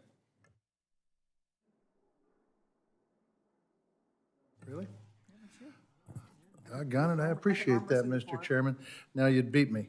I appreciate you all being here, and I want to thank you for the work that you've already done on this critically important issue. And I think it is critically important, and I hope it doesn't turn out anything like I have imagining potentially in my head. So I just want to give you my circumstance, and that is I fly 4 legs a week. I have town hall meetings. I meet with people all the time, probably meet with 70, 80 people today alone. The question is that if anybody's going to get this, it's going to be people serving the United States Senate, because we all do that. Senator Cruz flies home. He takes a different airline than I do, flies a different leg, exposed to a different population, then we come back and have a Commerce Committee hearing together, okay? So the question that I have for you is, I got the washing the hands and getting the flu vaccine. Is there anything we can do to protect ourselves? I don't care who answers it. That you would recommend, or do we just have to do what, and that is hope you don't have something else wrong with you, and so that you can get through it and survive it and move on? So let me give a broad answer to that. I think hand washing is a critical element in protecting yourself, and for all of us protecting ourselves. There is kind of the other side of it, which is things that we want other people to do who might contract this disease and give it to us, and that would be covering coughs. Really, really important to stay home when sick, and I think that is probably something that we're going to have to just continue to stress. And that doesn't protect the person who's staying home, but it does protect everyone else. I think I hear all those things. So what is the incubation period on this stuff, do you know? Well, on average, 5 to 6 days, with a range of shorter, a couple of days to maybe up to 2 weeks, as we've heard. So you know, got a few achy bones today. I mean, I stay home. I think I would not stay home or use that as a reason for coronavirus. I think fever and respiratory symptoms would be where, Okay, you know, so by the time you stay home, you've already been affected for 5 or 6 days, or what you're saying. well, you've been incubating. I think this is one of the Okay, issues. so do we know, and you can say, no, we don't know, if we don't know, but during that incubation period, can I spread it to the good senator from Illinois? So I don't think that you're going to like my answer. I did wash my hands. Okay, go ahead. It's not possible to give a definitive answer on that. I'd say that there is a much stronger suspicion that with very mild symptoms or right before you develop symptoms, that there is in a lot of cases the chance of spreading the disease, which is different from the other coronaviruses, different from most viruses where the viral load increases the sicker that you get. This may be a case where viral load can be high even in that very early, just almost like the symptoms that you described. Yeah. I wish it weren't true. No, I got it. So how long do you think it's going to take for this to run its course in our population? I don't think that it's possible to speculate. Anybody, really. nobody knows. There are a lot of factors that that could go into that, but so it really isn't possible to say. Okay. So there's been a lot of talk. The good Senator Jackie Rosen just told me that Italy just shut down some of their schools. I think there's been talk about shutting this place down. There's talk about shutting all sorts of stuff down.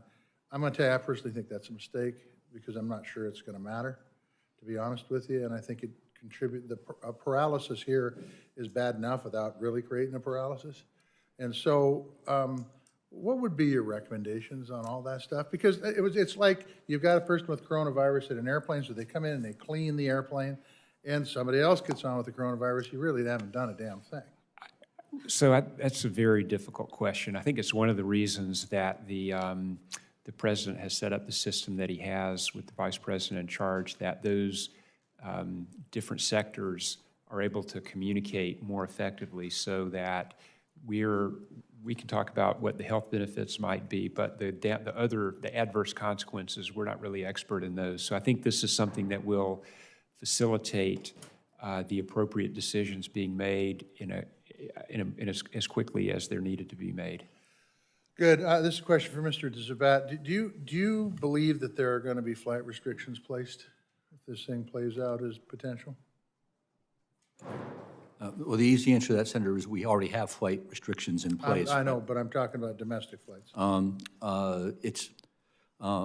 don't know. We're outside the playbook. You know, the original playbook did not envision travel restrictions. Health officials have historically said in the case of widespread flu or similar contagious diseases, we don't do travel restrictions. We went outside the playbook on this one, and I would contend that the travel restrictions that we and some other countries did were very effective. In some cases, they weren't. Italy, for example, did even more of a prohibition than we did, but they waited till after we did, and it did not turn out to be effective. So there's going to be a lot of lessons learned from that. But to your question, yeah, it's now in the playbook, something to think about. But I can't tell you under what circumstances we might consider pulling that trigger. Okay. Well, I just want to thank you all for your good work. I can't thank you enough. I have been frustrated with the president and his reaction to all this from the get-go, but you guys are pros, and I want to thank you. Senator Capito. Thank you, Mr. Chairman. I thank the three gentlemen here today. I want to just ask just a general question of Mr. Zabat. Are you, and you may not have these statistics, but as of now, do you see domestic travel on the decline because of this, and people canceling flights, less people traveling? What are you all seeing? Senator, thank you for the question, and you're better served asking that question from the industry and industry analysts who have like specific numbers. But certainly from what, we are in daily contact with the industry, and they are looking at a decline in bookings going forward. Having said that, so far the biggest hit for the airline industry has been on Asian travel. For the U.S. industry, that's the smallest part, both of their revenues and especially of their margins. This only becomes a major hit for the U.S. flagged airlines if the coronavirus spreads or concern of the virus spreads and passengers decide not to travel largely domestically and secondarily between the United States and Europe. Thank you. Mr. Ferrara, thank you for your work at CBP. And we had the TSA administrator in front of my subcommittee, which is Homeland Security Appropriations, the other day. Was talking about the protocols that have been put in place that you all are coordinating with. Let me just say, when somebody comes in and is at the 11 airports, those are the citizens coming into the 11 airports, you do a pre-screening, you do that in coordination with CDC. What if somebody like exhibits the systems, then are they tested immediately, or how is that rolling out?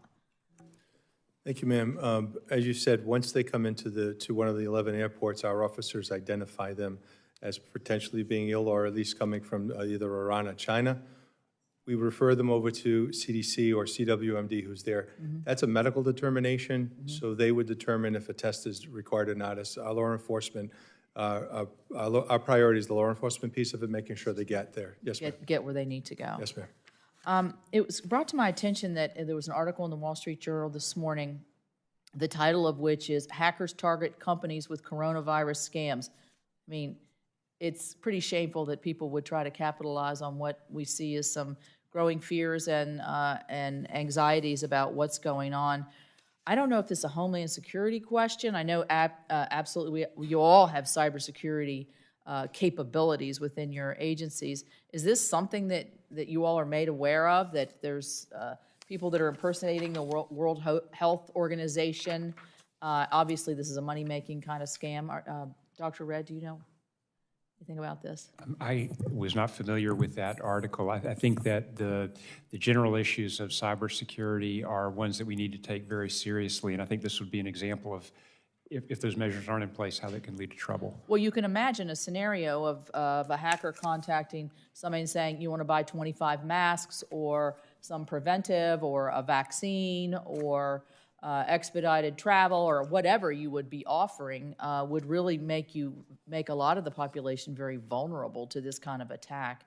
So I would suggest that all of you in your respective departments take this back with you as a red flag. Mr. Ferrer, did you want to say something? Yes, ma'am. That is a Department of Homeland Security. That's one of the Right. functions that we do have. So I will certainly bring that back and provide that information to the department. Let me ask you too, again, on, we've talked a lot about aviation. We obviously know about the cruise ship situation that occurred. We also have a lot of cargo going back and forth all around the world, but certainly to the Far East and coming bach in. I think initially, when I raised this question, Homeland Security said, well, the incubation period is so much so that if you're on a ship for 14 days getting back and forth, it's really not going to be an issue. But we see that it really is an issue because it could be passed from time to time to time. So are you working with the Coast Guard on this to make sure that wherever those ships are coming in from, that you have some kind of capabilities there? Yes, ma'am. In conjunction with the Coast Guard, we, again, target people from either China or Iran who are traveling on those cargo ships, and we make sure, working with our medical partners, to keep those folks out of the port until we get the all-clear from the medical folks. Just as a regular course of everyday living, today I kind of challenged myself to try to see how many things I could not touch that I know had been touched by numerous people before me. What a challenge. And so I think if everybody would try the exercise around the country, you would realize how not just susceptible you are, but how careful you need to be when you know you've been in some kind of contact or direct contact, or you yourself maybe have a cold or are beginning to not feel well. So that was pretty staggering, starting with the elevator, the doors, the restroom. I mean, we could go on and on. Constituents coming to visit and all those things. Thank you very much, Mr. Chairman. Thank you. Senator Duckworth. Thank you, Mr. Chairman. I want to thank you and the ranking member for having this hearing.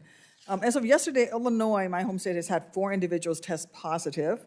I wish them and everyone else who has been infected a speedy recovery, and I want to credit all of the staff at the state and local levels for the work that they've done.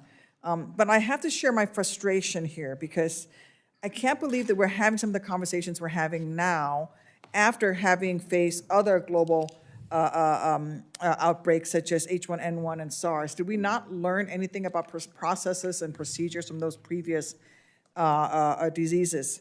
Americans have been flying commercially for more than a century, yet today, on the cusp of a global pandemic, the inability of the federal agencies to collect and share critical data effectively with U.S. airlines and state and local partners is really hindering our ability to stop the spread and to fight this disease. And so, my last job in the Army when I was finishing out my last tour was working at the Pentagon in the DISC Ops, which is the Defense Support of Civilian Authorities. And the last thing I did was give a briefing on global pandemics and what we would do in our particular office. Dr. Red, you worked on H1N1, right? You alluded to it earlier. Yes, ma'am. Okay. That was in 2009. So how the heck has the CDC, the CBP, and DOT, how come we are still trying to figure out how to deal with these issues? How is it that our CBP don't have computers? How come we don't have a way that we're talking to airlines? How did we get here after we've seen Ebola, we've seen H1N1, we've seen SARS, and what are we gonna do in this instance, but then also looking forward so that the next pandemic that hits, and there'll be another one, that we're ready for it and we're not caught flat-footed the way we are right now.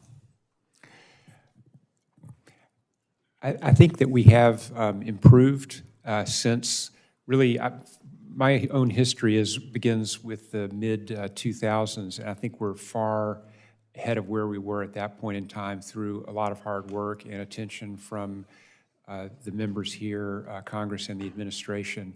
I think that you're pointing out some things that need to change, and I think that there will be both in the very near term work to make sure that we're operating as effectively as we can now, and that there will be after action review items that will come out, many of which you're listing.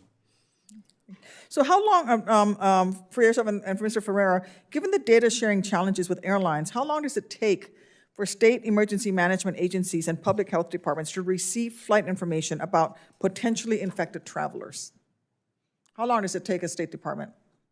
I mean, I have one of the busiest airports in the world in Chicago. How long does it take IDPH, Illinois Department of Public Health, or the local officials to receive information about a flight that's coming that potentially has an infected patient on board?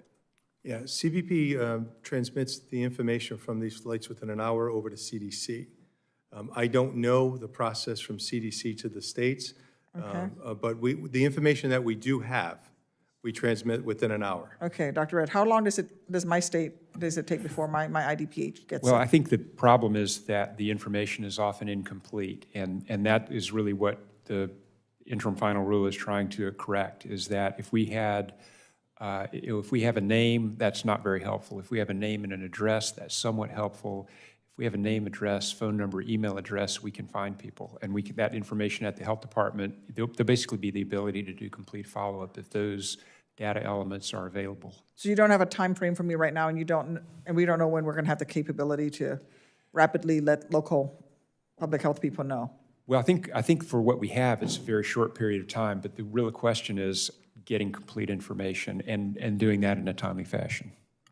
And Senator, if I may just add to that, because this has been discussed at the task force level, the goal of CDC, the health officials, has been to collect the information so that CDC has it by the time the plane arrives and is already providing it to the local officials. The challenge that we have to the public health officials to where those passengers are actually going, because of course they come to one of 11 airports for initial screening, but that's not where they're ending up. So if someone's flying into Chicago who's going on to Massachusetts, CDC wants to gather the information and extend it to the public health officials for wherever in Massachusetts they're going to. And the system that we have right now is an interim system which is working very well, but it is paperwork and personnel intensive, and so it works for the passenger load we have coming in now from China. We could not scale it up to be more broad, and that's the challenge we're talking about having a better nationwide system. Having said that, the system we have now is immeasurably better than anything we've had before, whether it was with H1N1 or with SARS. So each time we have one of these, we learn, and as Dr. Red said, we'll do a hot wash after this. We will learn from what we've done here, and we'll do better next time. Well, I think we need to do a lot more than better next time, and I would ask the chairman to maybe consider holding a hearing after the epidemic and see and learn about lessons learned and what they plan on doing next time. I do want to add one more loophole to what my good friend, the senator from Alaska, mentioned with the cargo. Dr. Sabat or Dr. Red, are passengers aboard charter and private flights from areas of concern receiving the same scrutiny as passengers aboard commercial flights? Because I think in addition to the cargo aircraft, private aircraft are another loophole that's in the system. And I'm out of time.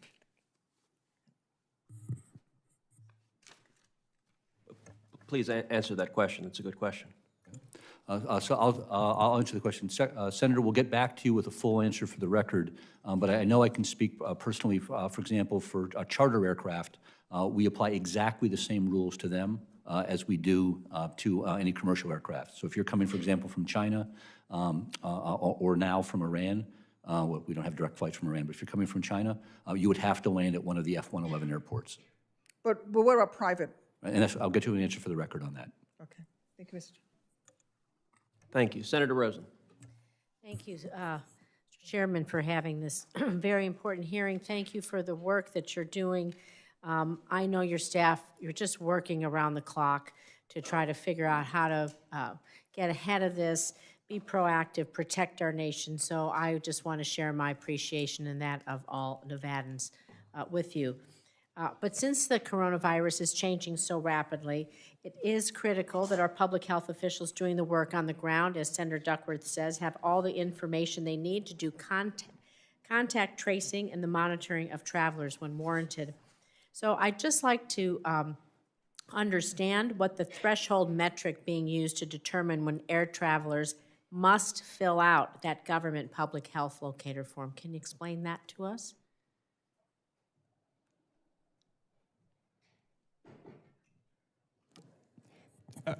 Are people not having to do that? What is the threshold? Are it just people from China, just people from Italy? Okay. Please explain so, that. The way for the current rule, it is travelers. The interim final rule applies to travelers from China. Only. So we're not doing it for anybody outside of China. So should we expand that? With your permission, Senator, I'll take that on. We have two countries now that are covered by the so-called 212F process, which has this, which are travelers from China, travelers from Iran. We have no direct flights from Iran. Very few Americans will be coming back from Iran in a 14-day window. So for the most part, the IFR rules apply to those travelers. But we're looking at a model that can be scalable and expandable. So for example, right now we just introduced new types of restrictions for travelers coming from Italy and South Korea, where they're getting exit screening coming out for those countries. But they're not being required to do the same kind of data collection that we're doing right now. Who's doing the exit screening? What qualifications and training are you providing for that? Okay, so it's a careful answer to that question, Senator. These exit screens are being done by the authorities in South Korea and in Italy. So we don't before they come. Exactly. Yeah. Exiting from there when they come here. That's correct. Okay. So you're thinking about expanding it, and you'll obviously keep us apprised of that and considerations for that. I also want to build upon that a little bit because obviously we're talking about air travel, and we have all of our wonderful flight crew, the pilots, the attendants, people who clean the cabins, but really the flight crew health, given the direct interaction and contact that the flight crew has with hundreds of passengers. I'd like to hear a little bit more about the recommendations for ensuring that their health is protected, and what requirements does the DOT have for personal protective gear for flight staff, such as masks and gloves, if those become recommended by public health officials. So I'm going to start with the answering this question, Senator, and I'll put Dr. Red on notice that it'll get passed on to him. Department of Transportation, we of course work closely with the industry, and we hear from both the representatives of the pilots and the flight attendants. But our role on the PPE side is that we pass on either the guidance or the requirements and it can be OSHA, NEOSH, or other health agencies. So we are in a sense, from the Department of Transportation perspective, we're a pass-through Given my position on the task force, the role of the task force is to ensure that that guidance is put out. And if I may just put a plug in, because as you point out, we give a lot of praise often for first responders, but first responders are responding to something. Our flight crews right now are on the cutting edge. They are ones right now dealing with these risks every day, and we do owe it to them to make sure that they have the very best equipment and the very best knowledge of how to perform self-safety practices. Well, and so you talked about you're the pass-through. So how are we going to compel the airline industry to be sure that the health of these workers are protected as they, look, we all of us fly every week multiple legs on many different airlines for a living. Right. So at the moment, the requirements that we have are the airlines agreed to meet these voluntary standards. Now, if they refuse to meet them or fail to meet them, we can consider other measures. But right now, it's clearly in the economic interest of the airlines and certainly in the personal interests of their pilots and crew to follow these measures. And I just have a quick second, so I'm going to make this very short. Are we providing, or are you helping the airlines to provide training, additional training to those flight crews for looking for signs of illness so that they may help when people are on the plane or when they're getting off the ground and assisting in any of those reporting issues there? There's a lot of interaction with the airline industry in that domain. I'm not familiar if we're actually doing something very specific to coronavirus, but there's been a long-standing collaboration in that kind of work. But let me follow up specifically on that question. We do have guidance for protecting crews. Again, it's this question of voluntary guidance and kind of what you should do versus having the rule or the authority to do that, which resides with OSHA. Well, it's not just a question of the flight crew's health, but then they become carriers in and of themselves. And so that's the spread, the public spread can be great. So thank you, I appreciate it. My time is up. Thank you. Senator Thune. Thank you, Mr. Chairman. Thanks for this hearing, and thank you to all of you for everything that you're doing, continue to do to address the crisis. And Dr. Redd, first of all, I want to appreciate the CDC's work in containing the spread of coronavirus, and I want to thank you especially for being here today. And I want to just follow up on some questions I think that have already been asked. But my understanding is that CDC has issued guidance to air carriers to ensure that they're taking the precautions necessary to contain or respond to potential coronavirus cases on international flights. So the public is aware. Could you just kind of, again, perhaps talk about some of what those steps are, what the airlines are following? I think the main thing is identifying patients who have respiratory illness and taking action to really notify. There's a system of communicating with ground if something like that were to occur, and it's really, I think, the standard guidance, but just putting a little sharper edge on it because of the situation that we're in with the novel coronavirus. Do you, are there instances of domestic community spread that you've seen so far? And does the CDC anticipate the need to provide similar guidance to air carriers for domestic flights, that some of what you've done with the international? So there are locations in the country which have cases that have been acquired within the United States, specifically in Washington State and in California. And I think it would not be surprising that other locations would see cases like that. The guidance for identifying people who are ill is not limited to international carriers, so it wouldn't be only international carriers get that kind of guidance. Mr. Chabot, I understand and agree with the current focus on major international airports and large cities and efforts to contain coronavirus, but it is important to ensure that smaller airports and public health authorities in rural areas are also prepared when confronted with a potential case. Has the department conducted outreach or provided guidance to smaller airports on containing the spread of the coronavirus? Senator, thank you for the question and for the concern. We share the concern for the health of the entire traveling public, and of which smaller airports are an important part of that web within the United States. So we're working through, again, what I call the whole of government effort. When it comes to delivering health preventive measures to these airports, to any one of our private sector stakeholders, within the playbook, the emergency response planning, that falls under Health and Human Services and in Homeland Security. So our job is to ensure that those communications channels are open and are flowing.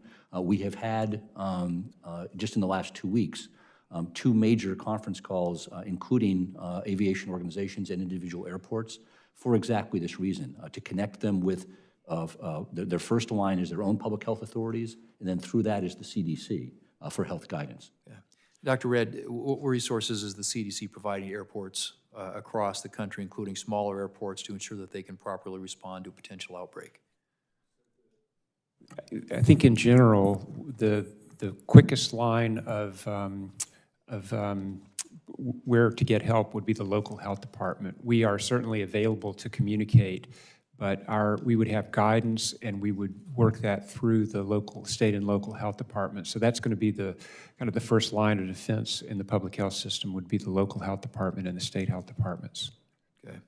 Mr. Ferrara, it's my understanding that CBP has enhanced screening measures at major airports across the country to increase the chances that infected passengers are quarantined or denied entry into the United States. Could you elaborate on the information that CBP collects on each passenger entering the United States during normal operations and how that has changed for points of entry where screening has been enhanced? Thank you, sir. The information that we're collecting for contact tracing, it comes through the traditional CBP airline systems, and that's passed on to CDC. I think that's the only difference with the process is that it's passed on to CDC as a rule if these folks are coming in from those countries of Iran and China. Mr. Shabat, does the department have an initial estimate for coronavirus's effect on global air travel to and from the U.S.? Senator, the department does not, however, we're closely following what the industry analysts are saying. And so currently, the current projection seems to be in the range of 4.7 to 6% decline in global travel over the course of the year. And does the department believe that the reduction in international travel will potentially lead to supply chain constraints for certain medical supplies?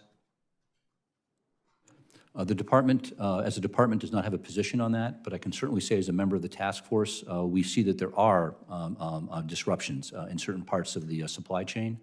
We would take as a lesson learned going forward, and this is both true for our private sector counterparts as well as ourselves.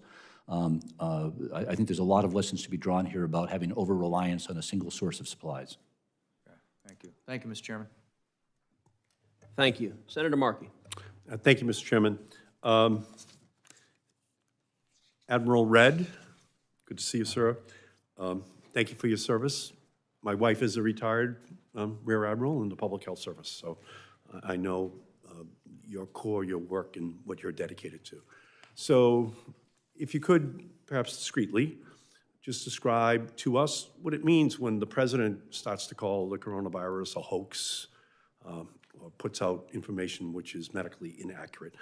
What, from your perspective, is necessary in order for you to be able to do your job and for the public to be able to respond to the message which you're sending, which is medically accurate in terms of the disease itself and then what the response should be from the public?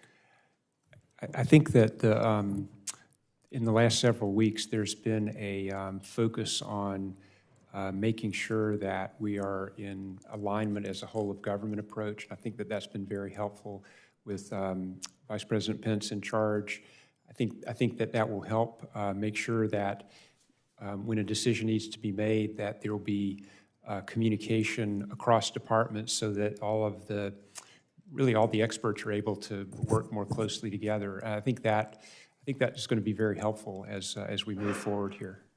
Okay. Well, thank you, but just know that we respect you, and we respect science, we respect your conclusions, and we really don't want this to be politicized at all. That will interfere with our ability to implement a plan that is effective as soon as possible. I think we've already seen too much delay in not responding correctly and doing so soon. I'd like to come To you, Mr. Zabat. And that's on the question of airline fees.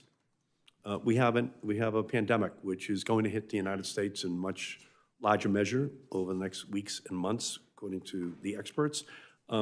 We have airlines that actually have taken charge fees, change fees, and they made a whole industry out of it in terms of the amount of money which they can, in fact, charge. The DOT is the only consumer protection agency overseeing air travel, and you are statutorily charged to stop unfair practices in aviation, allowing any airline to charge these excessive fees during the coronavirus outbreak is beyond unfair.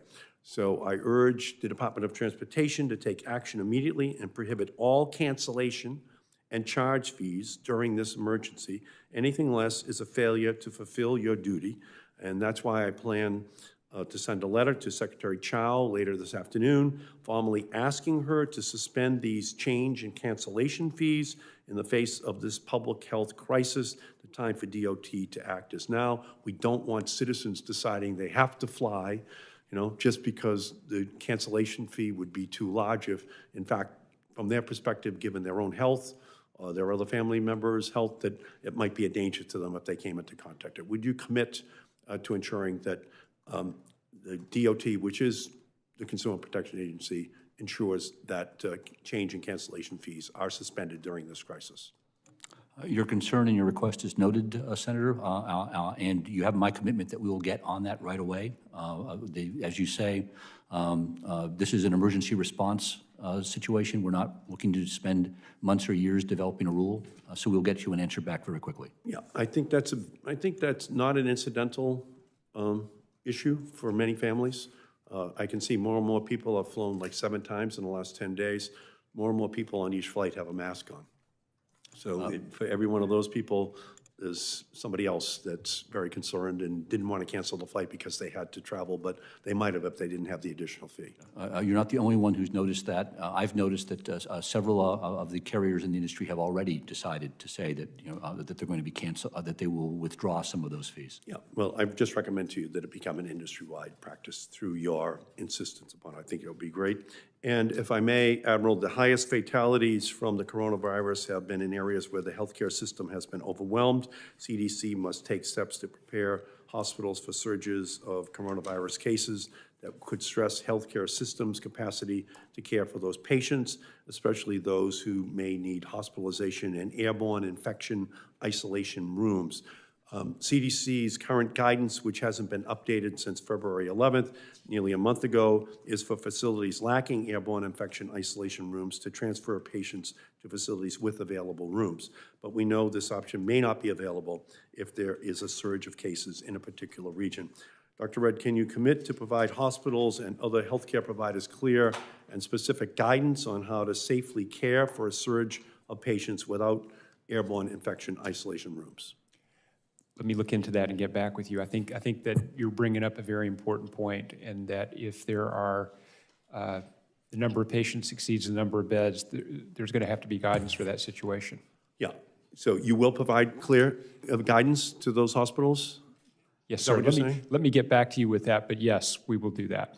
Yeah, I think you will get back to me, or yes. You will provide the guidance?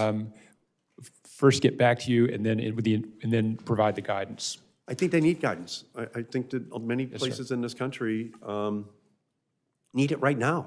They need to know what to do. So I would honestly, I'd put a crash team together, try to figure it out tonight, put them in a room and send it out to these hospitals. They're out there waiting for you, you're the expert, to tell them what their plan should be. So I honestly believe that it could hit a region within the next couple of days and they'd be without any real instruction. And I think that would be providing a disservice to those people. So thank you, Mr. Chairman. Thank you, Senator Markey. I think it is important to correct the record that I do not believe it is accurate that the President has said the coronavirus is a hoax. And in fact, I think that's quite contrary to what he has in fact said and in fact done. The President can obviously speak for himself, but my understanding is what the President referred to as a hoax was the partisan claim that some are advancing for partisan advantage, that the administration is not treating this public health crisis seriously and is not marshaling the resources to keep Americans safe. And I will say in my observation, having yesterday met with the Vice President of the United States, with the Secretary of HHS, with the Commissioner of the FDA, that the resources, with the head of the CDC, that the resources being marshaled are significant.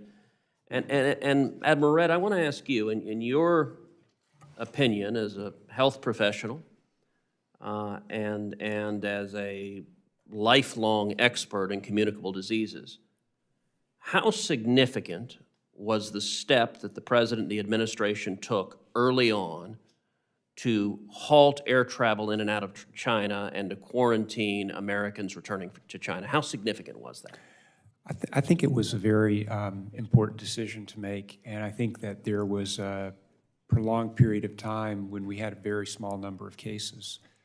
So I think that was the right decision at the right time. I think that we'll be in a better position to evaluate that more fully as time goes on, but at the present time, it was an important decision. In your medical judgment, had travel proceeded unimpeded, would we be facing, in all likelihood, a substantially worse outbreak in the United States? We would have more cases, I think we can say for sure, if those measures had not been put in place. And Mr. Sabat, from a perspective of the Department of Transportation, how unusual is it for an administration to take the steps this administration took right at the outset of this outbreak? Senator, those steps were beyond unusual. They were unprecedented.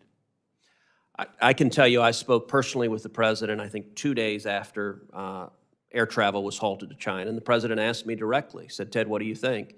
I told him, "Mr. President, you made exactly the right decision. I recognize there are real economic consequences to halting air travel, but at the end of the day, the first priority has to be protecting health and safety, has to be protecting lives until we understand the scope of this outbreak, until we understand what is happening with this virus. We need to do everything that is possible to prevent this outbreak from becoming a pandemic." And so I am grateful that the administration acted. That doesn't mean every step the administration has taken has been exactly right. Dealing with any crisis, there are going to be challenges, there are going to be mistakes. But I think we have seen a serious focus on this public health crisis, and that's the right thing. And I would note one of the mistakes was releasing an individual from Lackland who subsequently tested positive, and that's a mistake that I addressed at the beginning of this hearing. I want to ask a couple more questions, then we're going to wrap up shortly. It has been reported, my understanding is that the CDC has asked commercial airlines in affected regions to take the temperature of passengers boarding planes. And that commercial airline gate agents are understandably feeling not prepared to do so, not trained to do so. They're not medical professionals. Is that understanding correct, and is it right to be asking the gate agent to be taking someone's temperature rather than a medical professional with the training to do that? I will have to check on that. I'm not familiar with that process. I know that in Korea and in Italy, the governments are doing the exit screening. But let me get back to you on confirming that my lack of knowing about that is that it's not happening. Mr. Sabat. And just an update, because our information flow among the agencies here is good, but it's not immediate. So from the task force level, we've learned while these measures have been put in place by the respective governments of Italy and Korea, in consultation with our agencies, they've chosen how to implement it. So for example, in Korea, there are 3 levels of screening, thermal temperature screening. 2 of them are walk-through. You walk past devices, one as you enter the airport, one as you go through security. But the third is they are asking all airlines, both Korean and U.S. that are flying to the U.S., to use one of those handheld temperature devices to check the temperatures of people who are going into the United States. So yes, so that is a request that the governments have made of the U.S. carriers as well as the foreign carriers to do that testing. So is it your testimony, just so I can understand, that it's the government of Korea that is asking them to do it, not the U.S. government? So the U.S. government is saying to the government of Korea, if we want to continue to have flights from the Korea to the United States, you have to do health screening. Come back and tell us, how do you intend to do it? And this is how they've come back and told us they intend to do it. Well, let me suggest, and listen, I think health screening makes an awful lot of sense from everything I've heard, but the concern from airline gate agents that they are not trained and they don't have the background to be doing that screening, that seems a very reasonable concern, and it seems to me it ought to be health professionals that are doing public health screening. Let me shift to another issue on the CDC. Last month, the CDC received reports that some of the testing kits were faulty and experienced inaccuracies in their testing. Were there cases in which the CDC released patients after they had been tested with faulty kits, and if so, in what circumstances? Let me go through the details of the Lackland case, and I think that is one instance where that occurred. And that was not, it was not a faulty test. It was a process of communication. Actually, the thing that you talked about in your opening statement is what happened. There was an individual who was ill, who had recovered from that illness, and the protocol at that point, and it still is the case, is that 2 specimens that are negative more than 24 hours apart is a requirement to release an individual. This person had 1 test that was negative, had a 2nd test that was indeterminate, and then had a 3rd specimen obtained that was negative, but that knowledge of that negative test didn't occur until after, let me get the sequence right. So that there was a negative test. There was unknown to the people that did the 3rd test. A 4th test was obtained by a different group.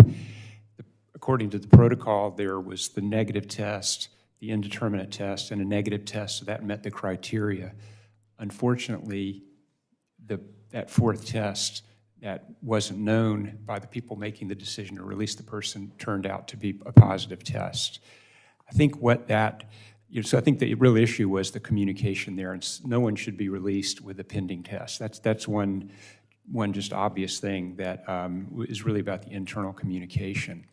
I think that the meaning of that test and whether there was some issue with the test or with a person having a very low level of virus, I think that's something that we don't know right now. I don't think it was related to the other issue of the quality control work that was done on the original test.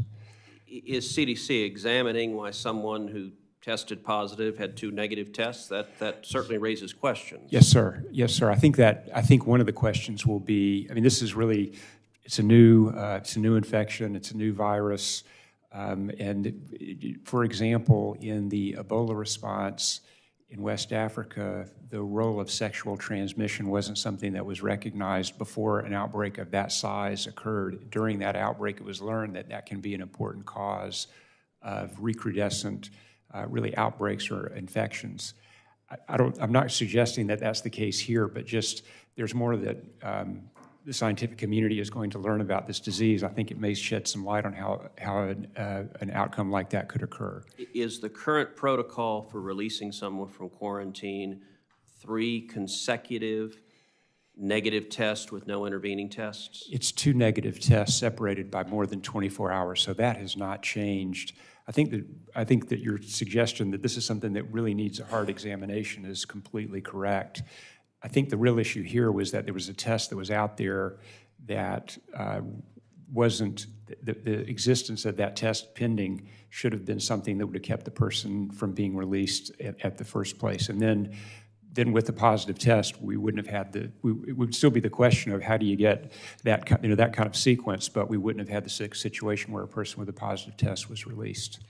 So with respect, Dr. Redd, I think it's important to frame the problem. That the problem wasn't that the 4th test had happened. We're grateful that it did because it actually caught someone who was still positive. The concern is why, assuming someone who started out as positive and ended up as positive, why were there 2 tests in the middle that were negative, and why was there an inconclusive test? Like that raises real questions about the accuracy of the testing, and I understand this is not an easy thing to do, but I can give you some possibilities, but I think that I can't tell you for sure why that circumstance occurred. Would welcome those possibilities. One would be that there were a small amount of viral particles existing at that fourth test that were detected. It was a correct test, but the other negatives were also true. So we were right at the limit of detection that there wasn't actually live virus available, just kind of the remnants of that the nucleic acid of the virus still existed, even though there wasn't a live virus, and it was there in low amounts. So I think that would be one explanation. Another would be that, and I think this is kind of getting progressively less likely, but that there was some source of that virus that emerged, it's similar to the AIDS or the Ebola virus, where a person can test negative over a long period of time but still have the virus in semen. So maybe there's some protected site that we don't know about. I don't think that's very likely, but I do think it's a question that really demands scientific scrutiny. Let me also raise another question about the protocols. So in the letter from CDC Director Robert Redfield to Commissioner John Hellerstedt of the Texas Department of State Health Services, Director Redfield stated that the 11 individuals who had been passengers aboard the Diamond Princess, that 11 individuals had been offered voluntary testing for the coronavirus and were asymptomatic for the entirety of the 14-day quarantine period. Is the reason the testing was only voluntary because they were asymptomatic, and does that make sense for lifting a quarantine if we know someone has been in an environment where they've been exposed? I think this is a balance of individual liberty and protecting the health of the public, and I think that the experience has been that staying asymptomatic for that period of time, that those people would not have had a positive test. But I think it really is kind of the civil liberties versus protecting the public balance. So are the current protocols that someone will be released from quarantine if they're asymptomatic for 14 days, whether or not they've been tested? That's correct. And those are the protocols, even though we had this exchange in our first Q&A. Let me check back with you. Let me verify that before I say something that's incorrect. I mean, there is that study from China indicating a 24-day incubation period. That may not be accurate, but if our current protocol is to release someone after 14 days without testing them, if there is an incubation period longer than 14 days, that could presumably contribute to the spread of the virus. Is that right? If those two circumstances were true, yes, it would. I want to thank all of the witnesses for your testimony, and I want to echo, you've heard senators from both sides of the aisle thank the professionals. I know you guys are not getting a lot of sleep right now. You are working hard, and this is a serious challenge. This is not easy. There are a lot of unknowns, and I believe we need to follow the science, we need to follow the medicine, but we need to also be proactive protecting the American public. And so I thank each of you for doing so. I also want to underscore a point that was made from multiple senators, which is if there are legal authorities that any of your agencies need right now to protect public health and safety and prevent the spread of this virus, tell us, and tell us quickly. I think you will find a bipartisan eagerness to ensure we have the tools to prevent this outbreak from growing, to prevent further deaths. But we cannot address legal impediments if your agencies don't draw them specifically to our attention.